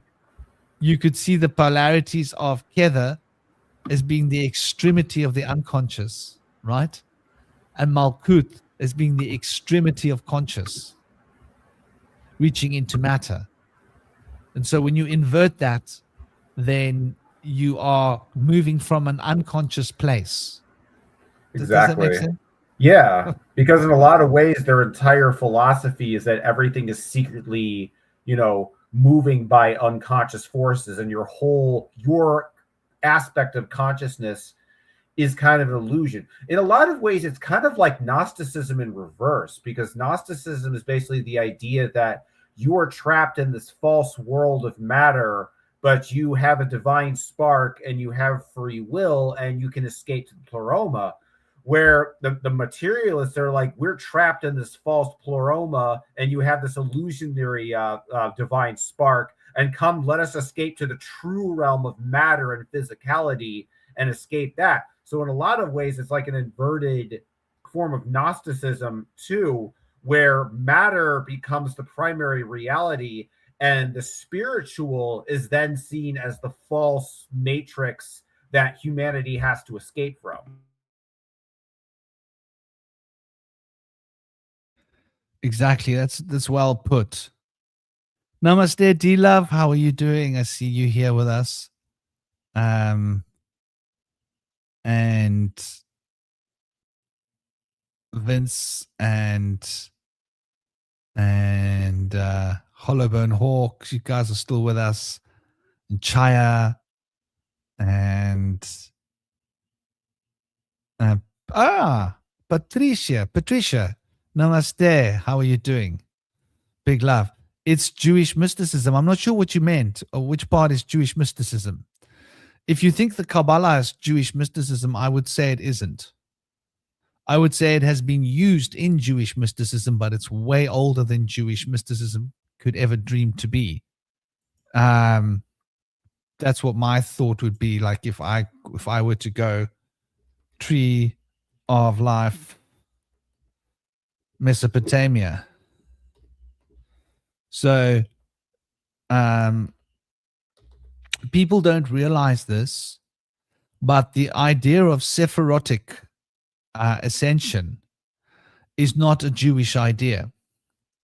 It's a very early Mesopotamian idea that basically, that's not a very good image. Sorry, that. It's basically a very ancient, this is always such a beautiful image to show. There we go. So the idea of, where's that image gone? There it is. The idea of Sephirotic manifestation is an idea that the Chaldeans were throwing around. The Akkadians were knocking out this idea as well. It's not a new idea at all.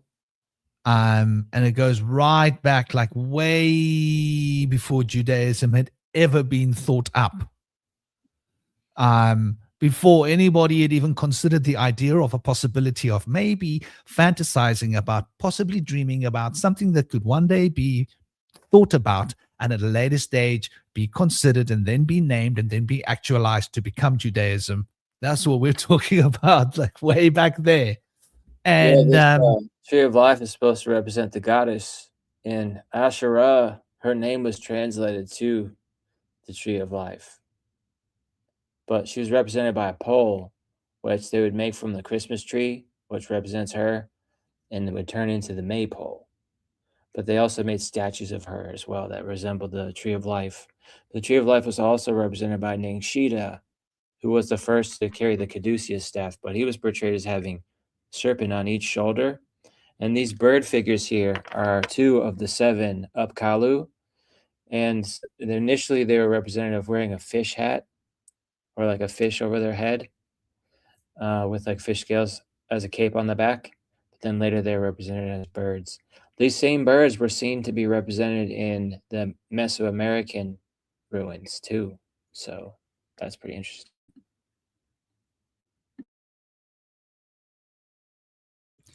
Yeah, so like the Jews did a great job of preserving the knowledge. Respect to them for preserving the knowledge, but they can't claim to own the knowledge. The knowledge has been there before them.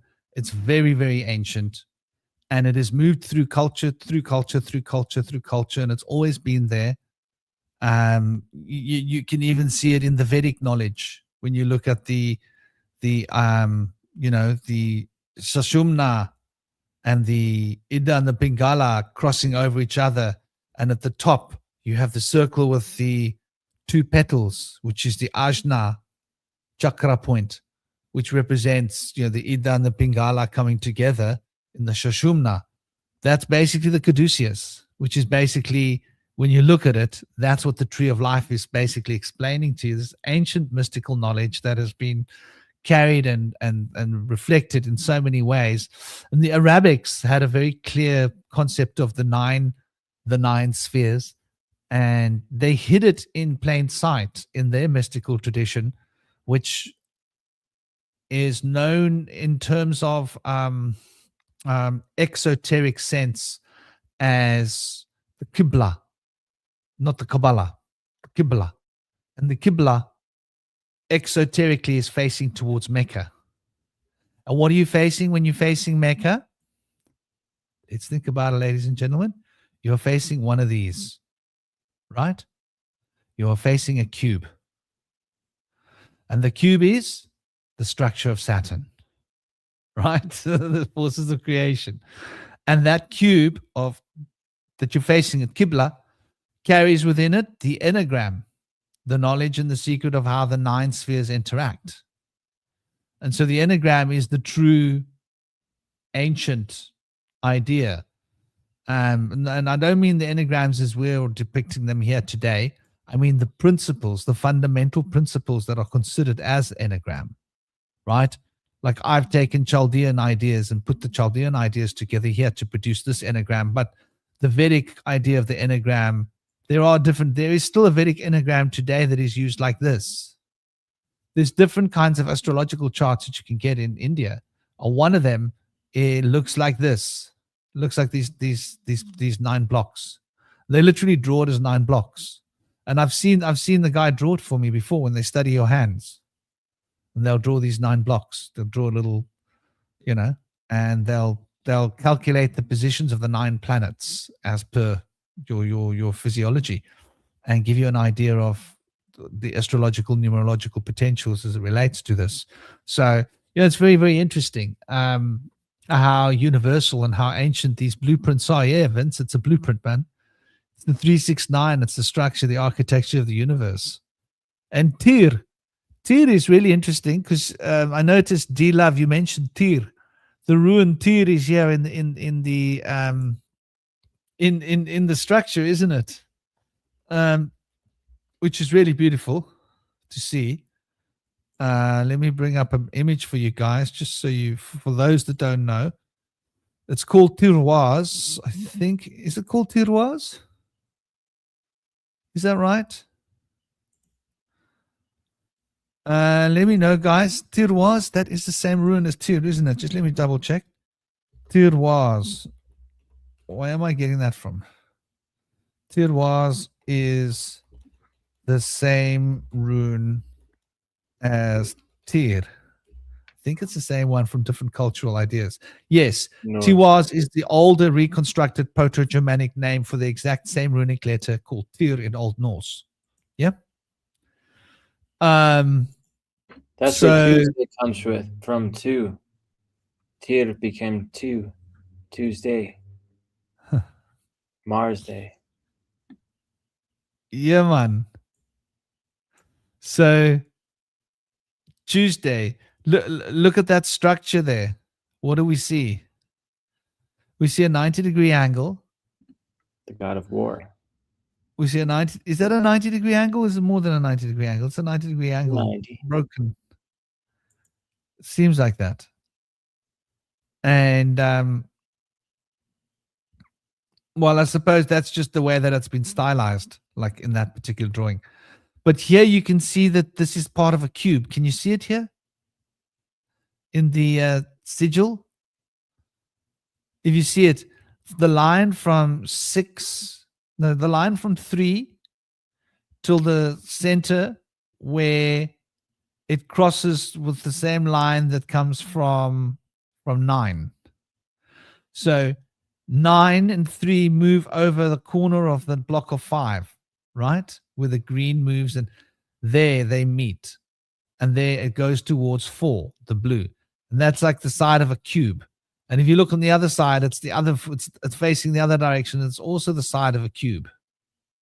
So it's quite interesting when you look at it in that way, just to see exactly, we've got this notion here of this idea. So yeah, I mean, it's definitely carrying the blueprints, of Tir, or Tiwas, the rune, which is Mars, and so that's suggesting that at the heart of this diagram, what it's suggesting is that the number 9, Mars, sits at the heart of the diagram, and that is what we're talking about. The enneagram is the story of Mars, right? It's Mars's story. So that's why Mars fits so beautifully with the story, because you see the nine spheres fitting together hold the structure, and in order for this to happen, you have to have all 9 planets. And when you have all 9 planets together, the physical action is expressed by Mars, of the other 8 combining. That's why in Chaldean numerology, they only count 8 numbers, because the 9th number, Mars, is the actualization and the movement produced by the eight numbers. So they see the 8 numbers as sitting within and the 9 acting them out. So they don't actually add up the 9th number into the numerological calculations, but they take the 8. It's really interesting. You understand what I mean? Am I making this clear, Indy? Yeah, I'm still trying to visualize it, though. It seems like there's like a plane there with a diamond that looks like a plane of a square on its edge. I'm trying to visualize like those other 2 angles above and below that diamond seem like they could be the above and below sides of the cube, but they're like not complete. Yeah, it's kind of interesting. Like you can go back to that image, Franklin, of the. Because I think I can kind of explain it. Here's what I'm talking about. The Chaldean numer cipher. Sorry, this is I drew this for my boy on his green board so that he could get a look at it and see like the origins of these numbers and how they work. But you can see here they only count up till 8, but in consolidation of the numbers, they do add it up to 9. This one, Cosmic. Wasn't G in place? Yeah, so basically the way I kind of look at that, like you see like the parallelogram and you kind of think of it like as like a square, but looked at from an angle, and the line that's going through the middle is kind of like the line of like the inside of an open box. And then the top 3 is like the edge of a box facing forward towards, like the corner, whereas like the bottom 3 lines over here is like the inside of the corner looking within a box. So in a way, it actually kind of applies like several cubes.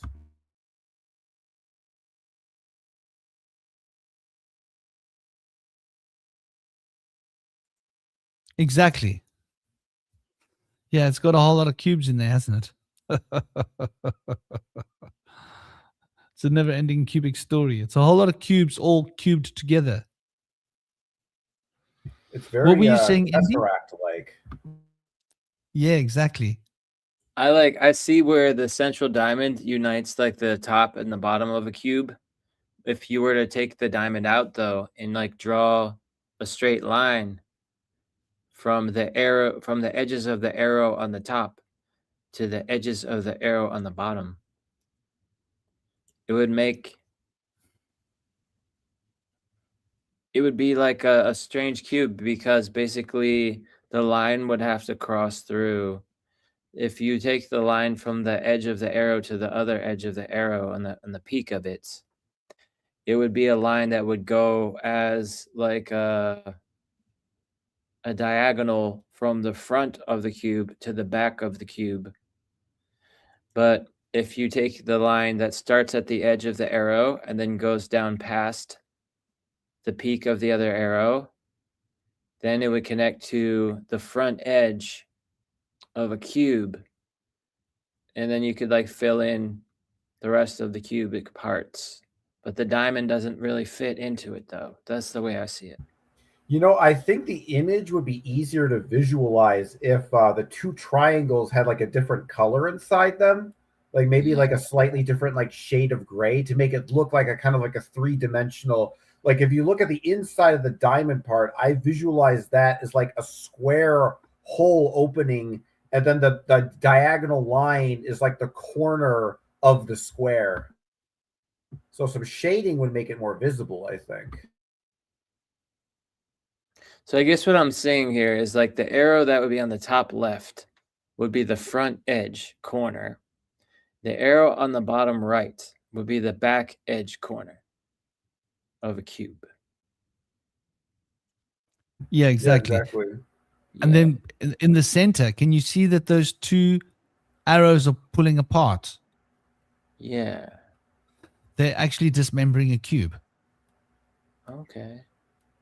So they're dismembering a cube, and in the process of dismembering a cube, you have two cubes forming on either side. Yeah. So we're talking about above and below. Cool. Hey, notice with the sort of square diamond shape that the lines that sort of extend to the side are sort of run parallel with the cube shape, sort of informing. It almost kind of looks like a tic-tac-toe grid, like nine. It's almost like there's like 9 cubes that it sort of implies with its geometry. Exactly. And I always see that like the 5 is like the mysterious element in this diagram, because like the 5 I equate with Da'ath in the Sephirothic labyrinth, which is usually hidden because it's the root of everything. In 5, it represents transformation and change, which they say there's only one constant in our world, and that's change. Things all change. They say everything changes, but nothing is lost. It's a good Spangle album. But basically, when they created the 64 trigrams from the 8 different initial, I guess it is 64 6-sided grams. I'm not really sure.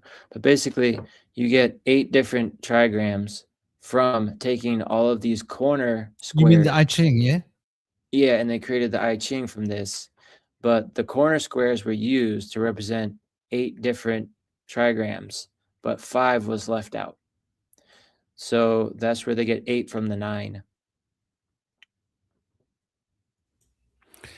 Yeah, and so that's interesting. Like the Chaldeans were really banging on about this, and that's what I was talking about earlier as well, you know? Yeah. So here's the Chaldean numerological cipher, right? So that there are no, you see 9 represented? There's no 9. Mm-mm. But 9 is in the calculation. So let's say you take the number, the word, let's say, a, ki, e, so if you say A, C, I, G, A, S. Let's say you make that word. Aki, A, C, I, G, A, S. Akigas. Akigas. So if you wrote the word Akigas, hypothetically, like if that was a word, it would be the number 9 carried by the vibration of that word. So 9 does exist within the Chaldean numerological system, but within the cipher, it doesn't. But it spells out 9 in names, which is really interesting. It's one of those, if you talk about interesting, Sumerian numerological cipher is even more ridiculous. What Because it really works strikes in- me in this, so go ahead. No. I was just going to say it's confusing to my brain to try and think of how the Sumerians did it. But please continue. What really strikes me in this is like number 4 being DMT, which Yeah, I is was just going to say that. dimethyltryptamine. But 4 is the homophone of death in Chinese, in kanji. So like at death, that's when you experience DMT to like see the other side. But also when you're born, you release vast amounts of DMT when you're first born. And so we also use it as the dream molecule when we sleep in the small death, and then we get reborn in the morning time. And in Fey magic, the number 4 represents reaching a new infinity threshold, which a DMT trip would do something like that. Yeah. X. You'll notice that the Chaldean cipher, and this is quite interesting. So B is 2. Yeah, okay. So a lot of them is going to be the same.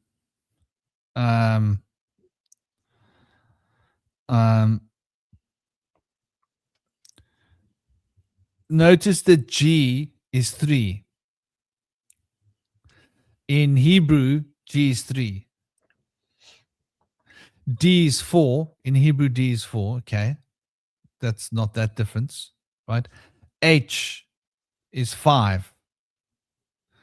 You'll notice that these fit very tightly with what became the Hebrew script. And you'll notice how English is modeled upon the same. I mean, Phoenician, go figure. Phoenician, Paleo-Hebrew, all of those Semitic scripts and English, they're so embedded within each other. They literally embed with each other. But it's interesting how the number T comes back to 4. Now, in English, A, B, C, D, E, F, G, H, I, J, K, L, M, N, O, P, Q, R, S, T. In English, T is 2, right? Just to give you an idea, to see where we've changed. But in Hebrew, Tau is 400, which is the number 4. A, B, C, D, E, F, G, H, I, J, K, L. Okay, L is still 3 in English, and it's 3 in Hebrew, Lamed, 30. But yeah, so that's basically an interesting perspective, just what they've got here. Just how all these things work together. 6, the U, V, and the W, that's basically Hebrew, right? That resolves into a single letter, yeah? Or splits from a single letter into 3 letters. So that's, going from 24 to 26. And then there's other letters that were also changed and added in. The Y, for example, that was taken out of the I. That takes us to 23. And the J that was taken out of the G, that takes us down to 22. So you can see how all of these fit together. We've got the X. I think the X represents the Tsa. Yeah? Tsa, X.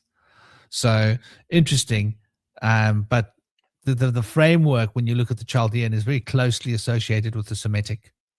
Or, even though they're not supposed to be by the anthropologist's perspective, right? Yeah. You got to question what the anthropologists are saying. Because when you look at the structure of the language, you go, that's interesting. Can we trust these guys or not? Are these guys shrills? Right. And 7 is like the number of the Wizard of Oz. And 4, DMT, is also known to be called the Space Elves, which makes me think of Cosmic's interpretation as well. New thresholds. Yeah, and also OZ, Ozozo, Zith, and O. Yeah. Cool. That's interesting. OZ, Ozus, O. Cosmic, you've got your own style, dude. Yep, Ozozo. It's basically a word that means infinity beyond your conception of infinity. It's quite a head trip, eh? Infinity beyond the personal conception of infinity. Doesn't that make it quite finite? Sorry. Like the moment you transcend infinity, aren't you becoming finite? Because how does infinity become more infinite than infinity? It must be becoming infinitely finite. I don't know. Well, like the idea is like you think about multiplying lines. So you think about like a horizontal line. That's one level of infinity. I can go infinitely to the left. I can go infinitely to the right. But then you add a vertical. Now you got a new infinity threshold. Now I can go infinitely up and infinitely go down. And I could not infinitely do that before. In that sense, you have the infinite capacity within a certain subset of ideas, but there's like infinities within different Zerf axes. That's essentially the idea is. And so that's kind of like the whole like concept of an infinity threshold is a certain point. And for some reason, like it's centered around the number 4, because like I think about it like this. It's like you have a dot, and then it's like you have like a line, and then you have like a vertical line that's going through that, and then you have a line that creates like a depth. So it's like that. And then you can kind of create a sphere around that sort of 3-dimensional cross, and it creates like a bubble essentially.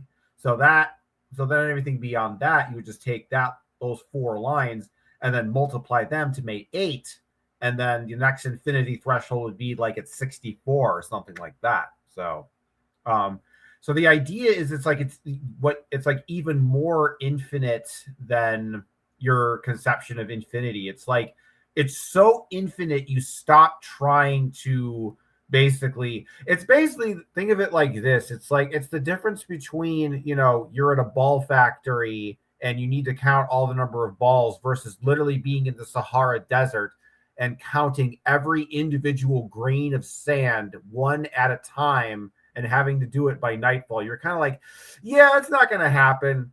And Ozozo is kind of like looking at the universe like that. Like, you know what? It's like, it's so big and so massive. We're not going to probably figure this out anytime soon. So you just kind of like on some level have to learn to accept the mystery of things. It's a very different kind of, point of view. So in a lot of ways, it opens the door for free will, because it's like you have your own infinity that exists outside of infinity. So in a lot of ways, it's like a deeper level of going beyond, deterministic bounds, where you're not just beyond the deterministic bounds of matter, but also the deterministic bounds of your Zarfex, of, spirits or whatever. So yeah, it's a very interesting idea to kind of play around with. It's kind of like a state of realization, like nirvana or samadhi or something like that. It's one of those kind of things, but kind of a weird Lovecraftian extra dimensional equivalent of that. So does cuneiform have like an alphabet? Or did they use different symbols? I wish I was an expert on the cuneiform language. It would be useful. I think they do, but it's structured differently. Cuneiform.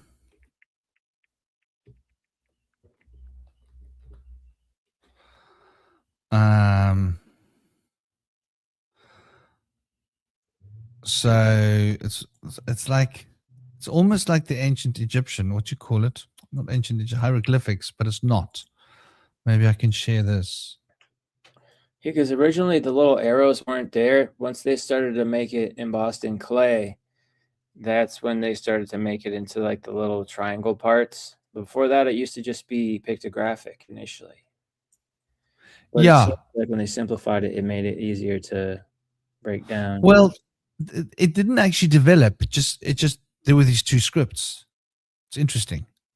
They found one script and they found other scripts, and then some people have tried to say that it developed, but we don't know whether these 2 scripts stood side by side. Does that make sense? Right. Maybe the one was used I like for to one think thing. that like all languages were initially pictographic, because you don't usually go from like a chicken scratch to pictures. You go from pictures to chicken scratch, because people aren't artistic enough to continue writing these beautiful pictures that represent something that makes sense to the eye. Because like Chinese originally was a picture, and now it's like this weird lines. Same thing with Proto-Hebrew. So like if you look at Minoan had two different scripts. One was pictographic, and the other one was more alphabetical. They both were connected to each other. There was more just a simpler way to write the more complex pictographic way. Yeah, you know, the interesting choice of words that the experts use. We're talking about pictograms here, right? So let's just keep that on retainer. So here we go. Notice how incredibly intricate this language is. That's why I say I think there were two that were side by side. So the one is logosyllabic, right? And the other one,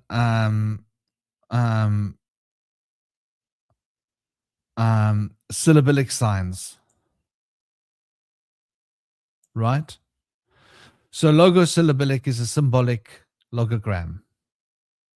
It's basically a hieroglyph. So the picture stands for an entire concept. And then the syllabic signs, right, are phonetic. So are we told that Phoenicians were the first ones to create a phonetic alphabet? Is that what we were taught? Am I right? Well, excuse me for swallowing the bullshit, right? Because what we're seeing here are two different forms of script side by side as a single form of communication. Logograms meaning symbols that conveyed possibly an emotional context interpreted by emotional intelligence, and syllabic signs that represented real word sounds, consonants and vowels. And these two were combined. So they would use a combination of metaphorical, symbolic logograms, like hieroglyphics essentially, to outline a concept. And then that concept would be defined specifically by phonetic words. Isn't that interesting? So what you're looking at with the chicken scratches, to be clear, is a phonetic alphabet. Right? And what you're looking at with the other are the logo. So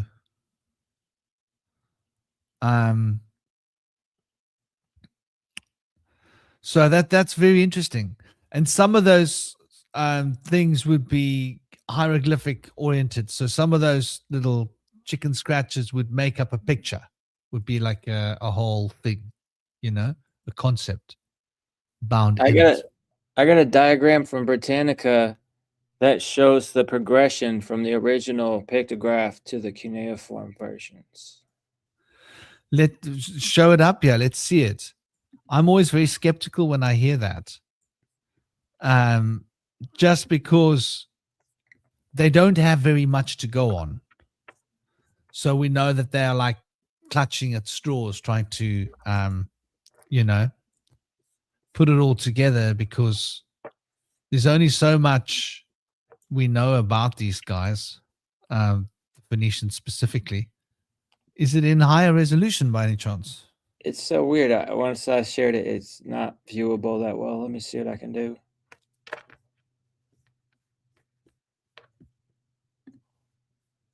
There we go.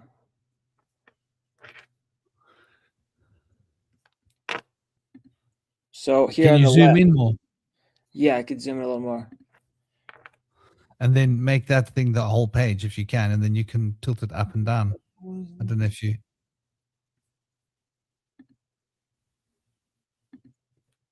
I hope people can see it.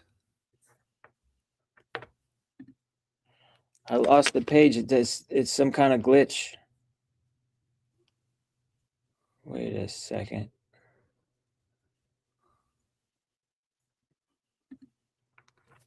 There we go. Okay.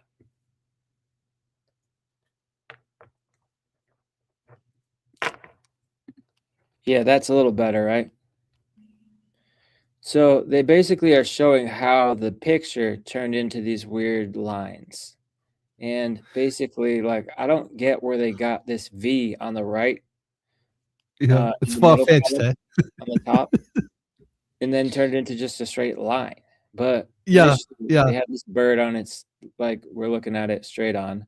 Then they turned the bird sideways, which is something we also see with the letter A. Originally, it was the head of a bull.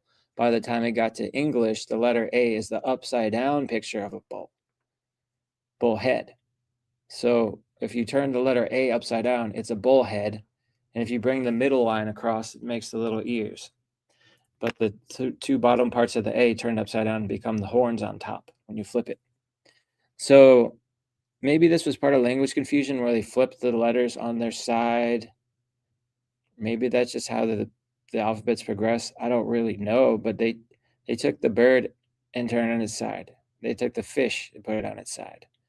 They took the donkey and turned it on its side. Donkey head. So, but basically, this is how they come up with donkey with these weird lines. It doesn't look anything like a donkey. But I like the one in the middle where you could see the progression, where it went from actually being a donkey head to whatever the heck that weird lines are. But basically, it's like, it's easier to write this straight line stuff when you're just making little imprints in clay, because it's going to be hard to make it look artistic with these little triangular imprints. You see, that's exactly what I was saying. Was like I've seen them try to prove this before, and I've looked at it and I've got nah. I Okay. can see where the original pictograph becomes one of the pictographs. You can see like from step 1 to step 2, right? Yeah. You can see the donkey becoming that, but then the next thing it's something else. I'm sorry. And the next thing it's something else. You can see where it goes from the first step to the second step. Yes. Third step. No, I think that just happens to be clutching at that straws because that's the way they used to write. Right. As for the 1 becoming the 2, yeah, tricky. Like some of them you can see, some of them you can try and make an excuse for, but there doesn't seem to be a universal thing. Like the ox is ridiculous, the donkey is ridiculous, right? What they're trying to suggest with the final one is ridiculous when you look at the sun and day. Just like, come on, like how did you get to that? Like it's like a magician with a like, look, I got a rabbit in this hand, and oh, I've got a flower in this hand. It's like where did the rabbit become a flower? If you see what I mean, there's a lot of sleight of hand going on in here. And so I think they're making a lot of guesses, and they're trying desperately to make this fit. You see what I'm saying? And in their desperation, they can see that there's a certain thing where that's a donkey, right? The next one, it doesn't look anything like a donkey. Why the hell would the donkey have those funny lines across there? No, man. Nobody draws a donkey like that. No, but the thing is, you can kind of see where they got it from making the lines straight instead of being diagonal anymore. But then when you get to the sun, then you got diagonal lines again. So I don't freaking know. Yeah, I mean, just because they're diagonal lines, like I think you can read too deep. I think like what's happened is people have had confirmation bias, right? They've got a theory and they want to prove the theory. Their doctorate, their PhDs, depending upon this idea, and if they can wangle enough, find a few things that look similar, and just try and make everything else fit, they can sell their theory to us, right? But I think the truth is that we can't really see a clear connection between the cuneiform and the other writing. We can't. We can see some of it, but the cuneiform is the nature of cuneiform is so is so. Let's look at Sumerian cuneiform script. So, like, you can see anything you want in this, right?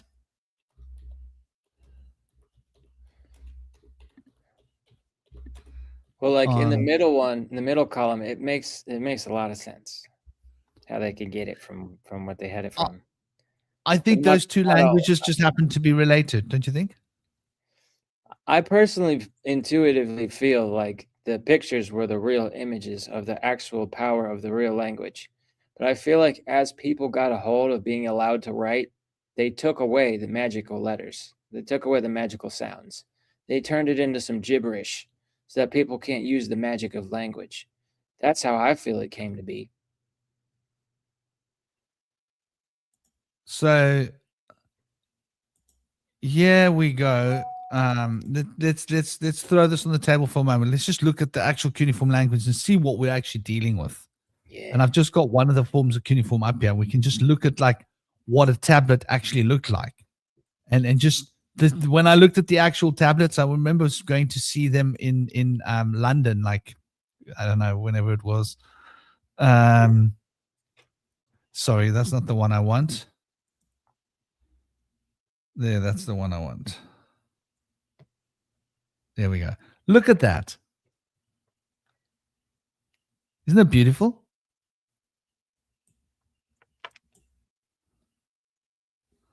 I hope we can all see this, yeah? You guys can see it. I feel it could be fun to make this stuff with like a little imprinter thing on some clay and then fire it up. I feel like that'd be fun. But to me, it looks like stupid chicken scratch. Like to me, if I was like an alien and I came to the planet and I saw some writing, I'm like, what is wrong with these retarded idiots? This makes no sense. If I saw people drawing cute pictographs, I'm like, oh, these people are genius. Look at this art.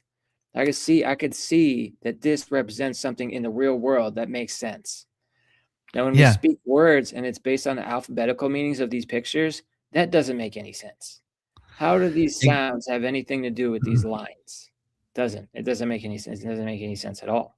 It's not exactly because, like, if you use onomatopoeia and you make the sound of the animal in the picture, that makes sense to me. This is a meow. And then people hear the word, they're like, oh, it sounds like this cat. Okay, I see what you're saying. But we make things so far removed from what they initially represented that these weird lines and these sounds don't make any sense to somebody that's not familiar. So to be able to teach people this stuff is very complicated. It's not intuitive at all. So I feel like we need to get our language back to an intuitive level where somebody could decipher what the meaning is without being taught. But I think these languages are meant to be secretive. That's why they ended up like this. Or people are just confused and they just got so deranged from playing telephone so many times and things just subtly changing to become obscure. But I really like the idea of us kind of trying to figure out the roots of our language, go back to the language of the birds. Like, where's that magical language of power? And I feel like Aramaic, whenever I hear Aramaic translations of like biblical passages, I am blown away as to how mystical and beautiful these words are. It like conjures up in you this beauty of language that is so deep and so insightful and intuitive. Like it just makes you feel things on a deeper level. I feel like they've been trying to get us away from the Aramaic or something older than that really carries a stronger resonance of the soul when we get exposed to it. Yeah, man. It seems to me like this was a highly articulated language that came to Earth from somewhere else. When I look at it, that's what my brain says to me. And I think like there's a reason why that guy who was actually one of the preeminent scholars that studied all these Semitic languages, and why he was shot down in recent decades the way he has been, right? As a fufu, is because this is what he's saying. He's saying that this language didn't just evolve like this. This language it's very intricate. And it got other pieces added into it. Maybe so that humans could understand it better, they made some pictograms to go with it for human consumption, right? Because they were operating on another level, but for humans to understand it, we needed a pictograph to go with it. So they started creating I think the pictographs Yeah, were that makes created sense. later. But wouldn't you think that the people that made it end up like this started off with pictographs themselves? But how did they end up with this mess? Like, this makes no sense to anyone ever. Like, how are you supposed to ever think this is supposed to mean something? This doesn't, to me, I'm like, how does that mean anything? That makes sense. This is probably a conglomeration of so many languages, though. Yeah. So that's what the story of Sumeria and the of that planet was. There was so many different groups and races on that planet, and the politics was really complex, as it's sort of pointed out. So the idea is that, you know, if you were to create a universal script out of like 30 scripts, how would you go about it to incorporate a little bit of all the languages into it so that everybody feels like it's their language? Does it make sense? Like, look at the South African flag. Look what it's become. Pretty cool flag, as flags go. But it's trying to incorporate everybody into feeling a part of the flag. It's not just like a re-envisionment of the Dutch flag like it used to be, you know. Like, we're proudly Dutch again. But yeah, we've cranked over the 4-hour point. My dog's going a bit wild. At least he's not threatening to piss on the floor. That's a good sign. But yeah, this language is incredible. Like, when I look at it, my brain just swims in it. And I'm like, this level of intricacy, that's a phonetic language. This is something that they didn't tell us. They told us that, oh, the phonetic languages came much later. But when we look at the cuneiform, no, it's got a phonetic language. It also happens to have some elements of this other kind of language added in, which makes me think that this was incorporated, you know.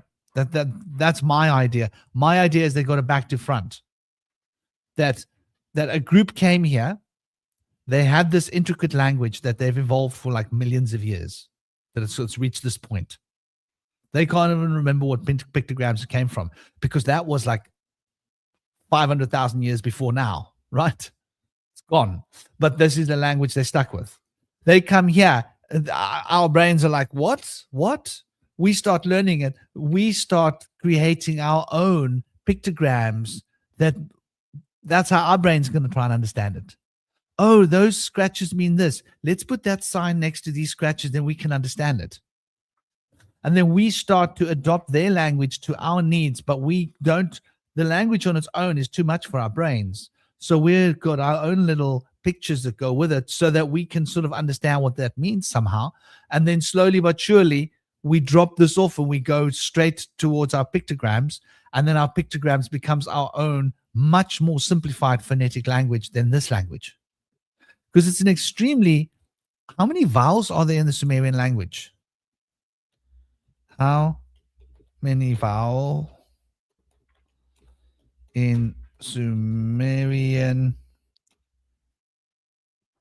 cuneiform?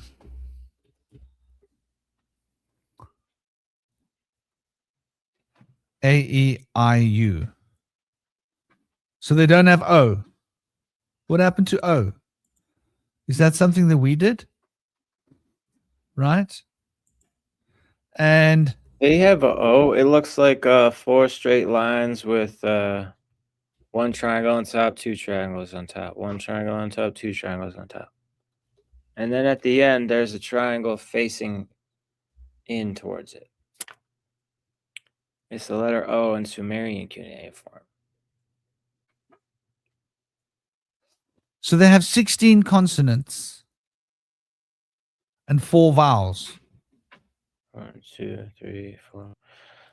I got one with 5 vowels, but the U is very simple. It's just 1 small triangle that goes to the left. Could that be a later adaptation? Could that be like it could be part of the O, like it's a variation of the O, maybe? Well, you're looking at Sumerian cuneiform, not Akkadian, huh? Sumerian, yeah. Interesting. But anyway, it's a really interesting. I think, like, it's something that's so tricky that we wouldn't. I don't think we will just be able to just figure this out from looking at like tablets and rocks. Especially, are you aware that most of the Sumerian tablets haven't been studied? Yeah, like 95 to kept it- 99% have never Yeah, been translated. that's crazy.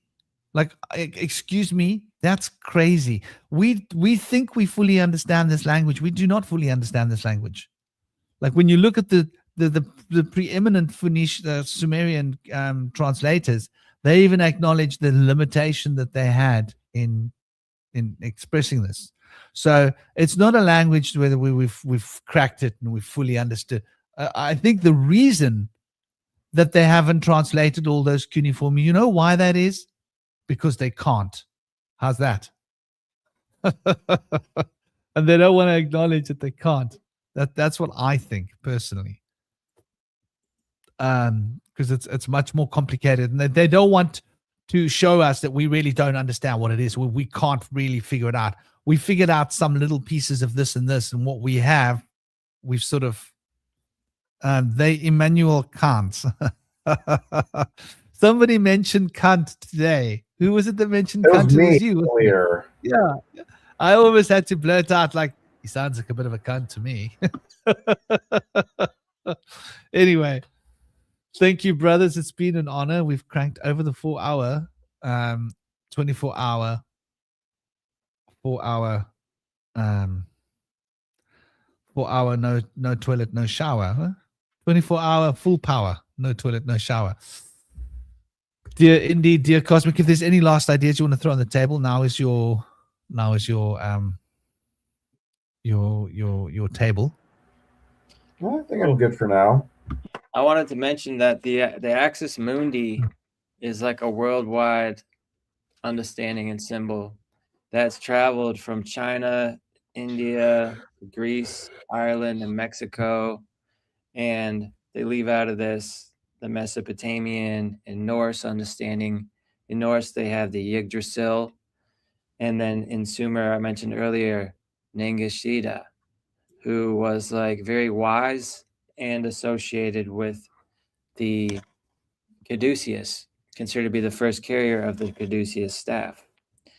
Now, on a similar note, we have Ninurta being the son of Enlil, being representative of Saturn.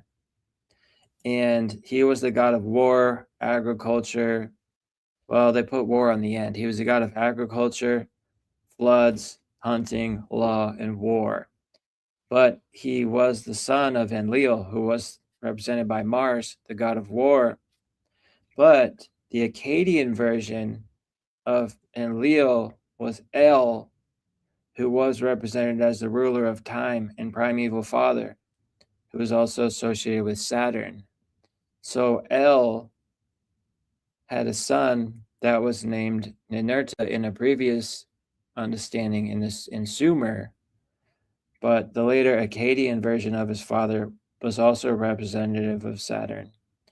So it's a bit strange how that proceeded. But of course, we have his elder brother Enki, being representative of Mercury. But later on, Mercury was represented by Nabu, the god of literacy and writing, who we're familiar with as Nebuchadnezzar. Nebuchadnezzar was the follower of Nabu. That's what Kadnazar means.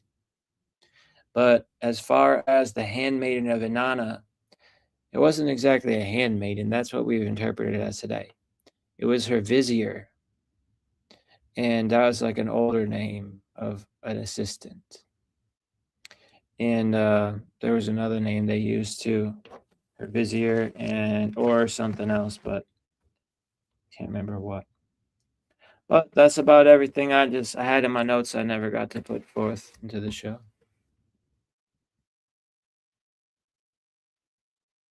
Thanks to everybody in the chats and everybody watching out there. And special shout out to Chaya, for giving us some really awesome input on Desire earlier. Appreciate you, Chaya. Is Chaya still here? Chaya, or you still is Chaya Chaya may left the still building? be here. She has Has been. Chaya She's left at the work building? Saturdays, so she's been Oh, busy shit. working, but she's listening in. Well, dear Chaya, I don't know if you know, but Chaya, you called her Kaya. Do you know what the word Kaya means in Xhosa or Zulu? What does it mean? I think it's Zulu as well. I know that in Xhosa, Kaya means house, home. Cool. Kaya means home in Zulu as well. In Zulu and Tutu. I think Tutu too. I think it's universal in Southern Africa. Nice. Kaya is Zulu. Ntlo.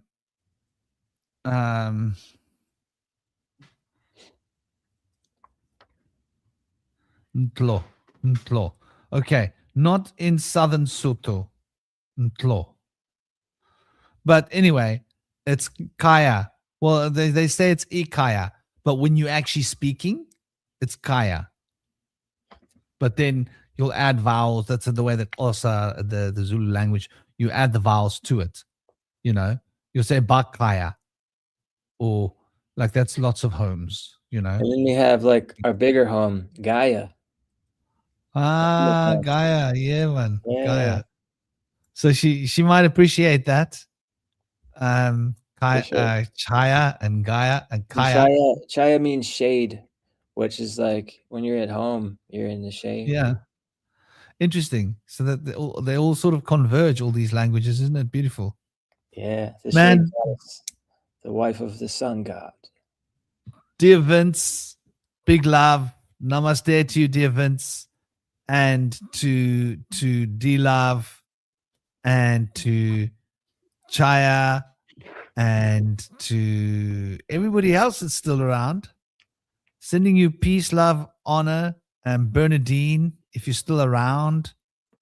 And everybody else that's going to watch this retrospectively, I hope you guys are having an absolutely fantastic, or as I say, fantastic-tabulous weekend. And that it just keeps getting better.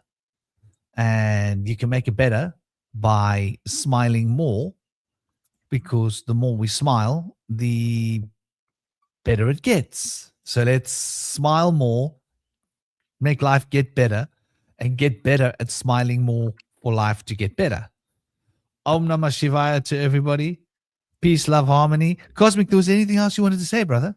No, not really. I got everything I needed to say today.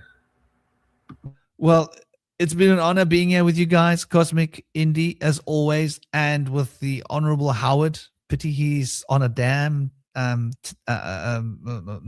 almost swore, iPhone. My son calls him iPhone. I can't even do it. He goes, iPhone. Like, I don't know. He's been hearing Americans talk about iPhones. So he tries to get this American pronunciation when he says iPhone. This is so cute. It's so funny. My girlfriend always makes a point of giggling about it. Yeah, Bernadine, 6.7 earthquake, Sumatra. Oof, sounds heavy. 6.7 is quite a bit of tilt, huh? That's enough tilt. 7.7 yesterday in Flores. Is that so? Yeah. Wow. Well, peace and love to everybody. They're going to need it. Let's hope they can rebuild their house. Let's hope their kayas are going to be okay. And that they're going to be safe and have enough food to eat and be able to cook their food, find drinking water. For the rest of you, send out some prayers, silent prayers to the people in need. Sending you all love, peace, and honor. It's been an honor having you all here in the chat with us. Thank you guys for joining us. And I hope you left with more questions than when you arrived. Big love. Om Shanti.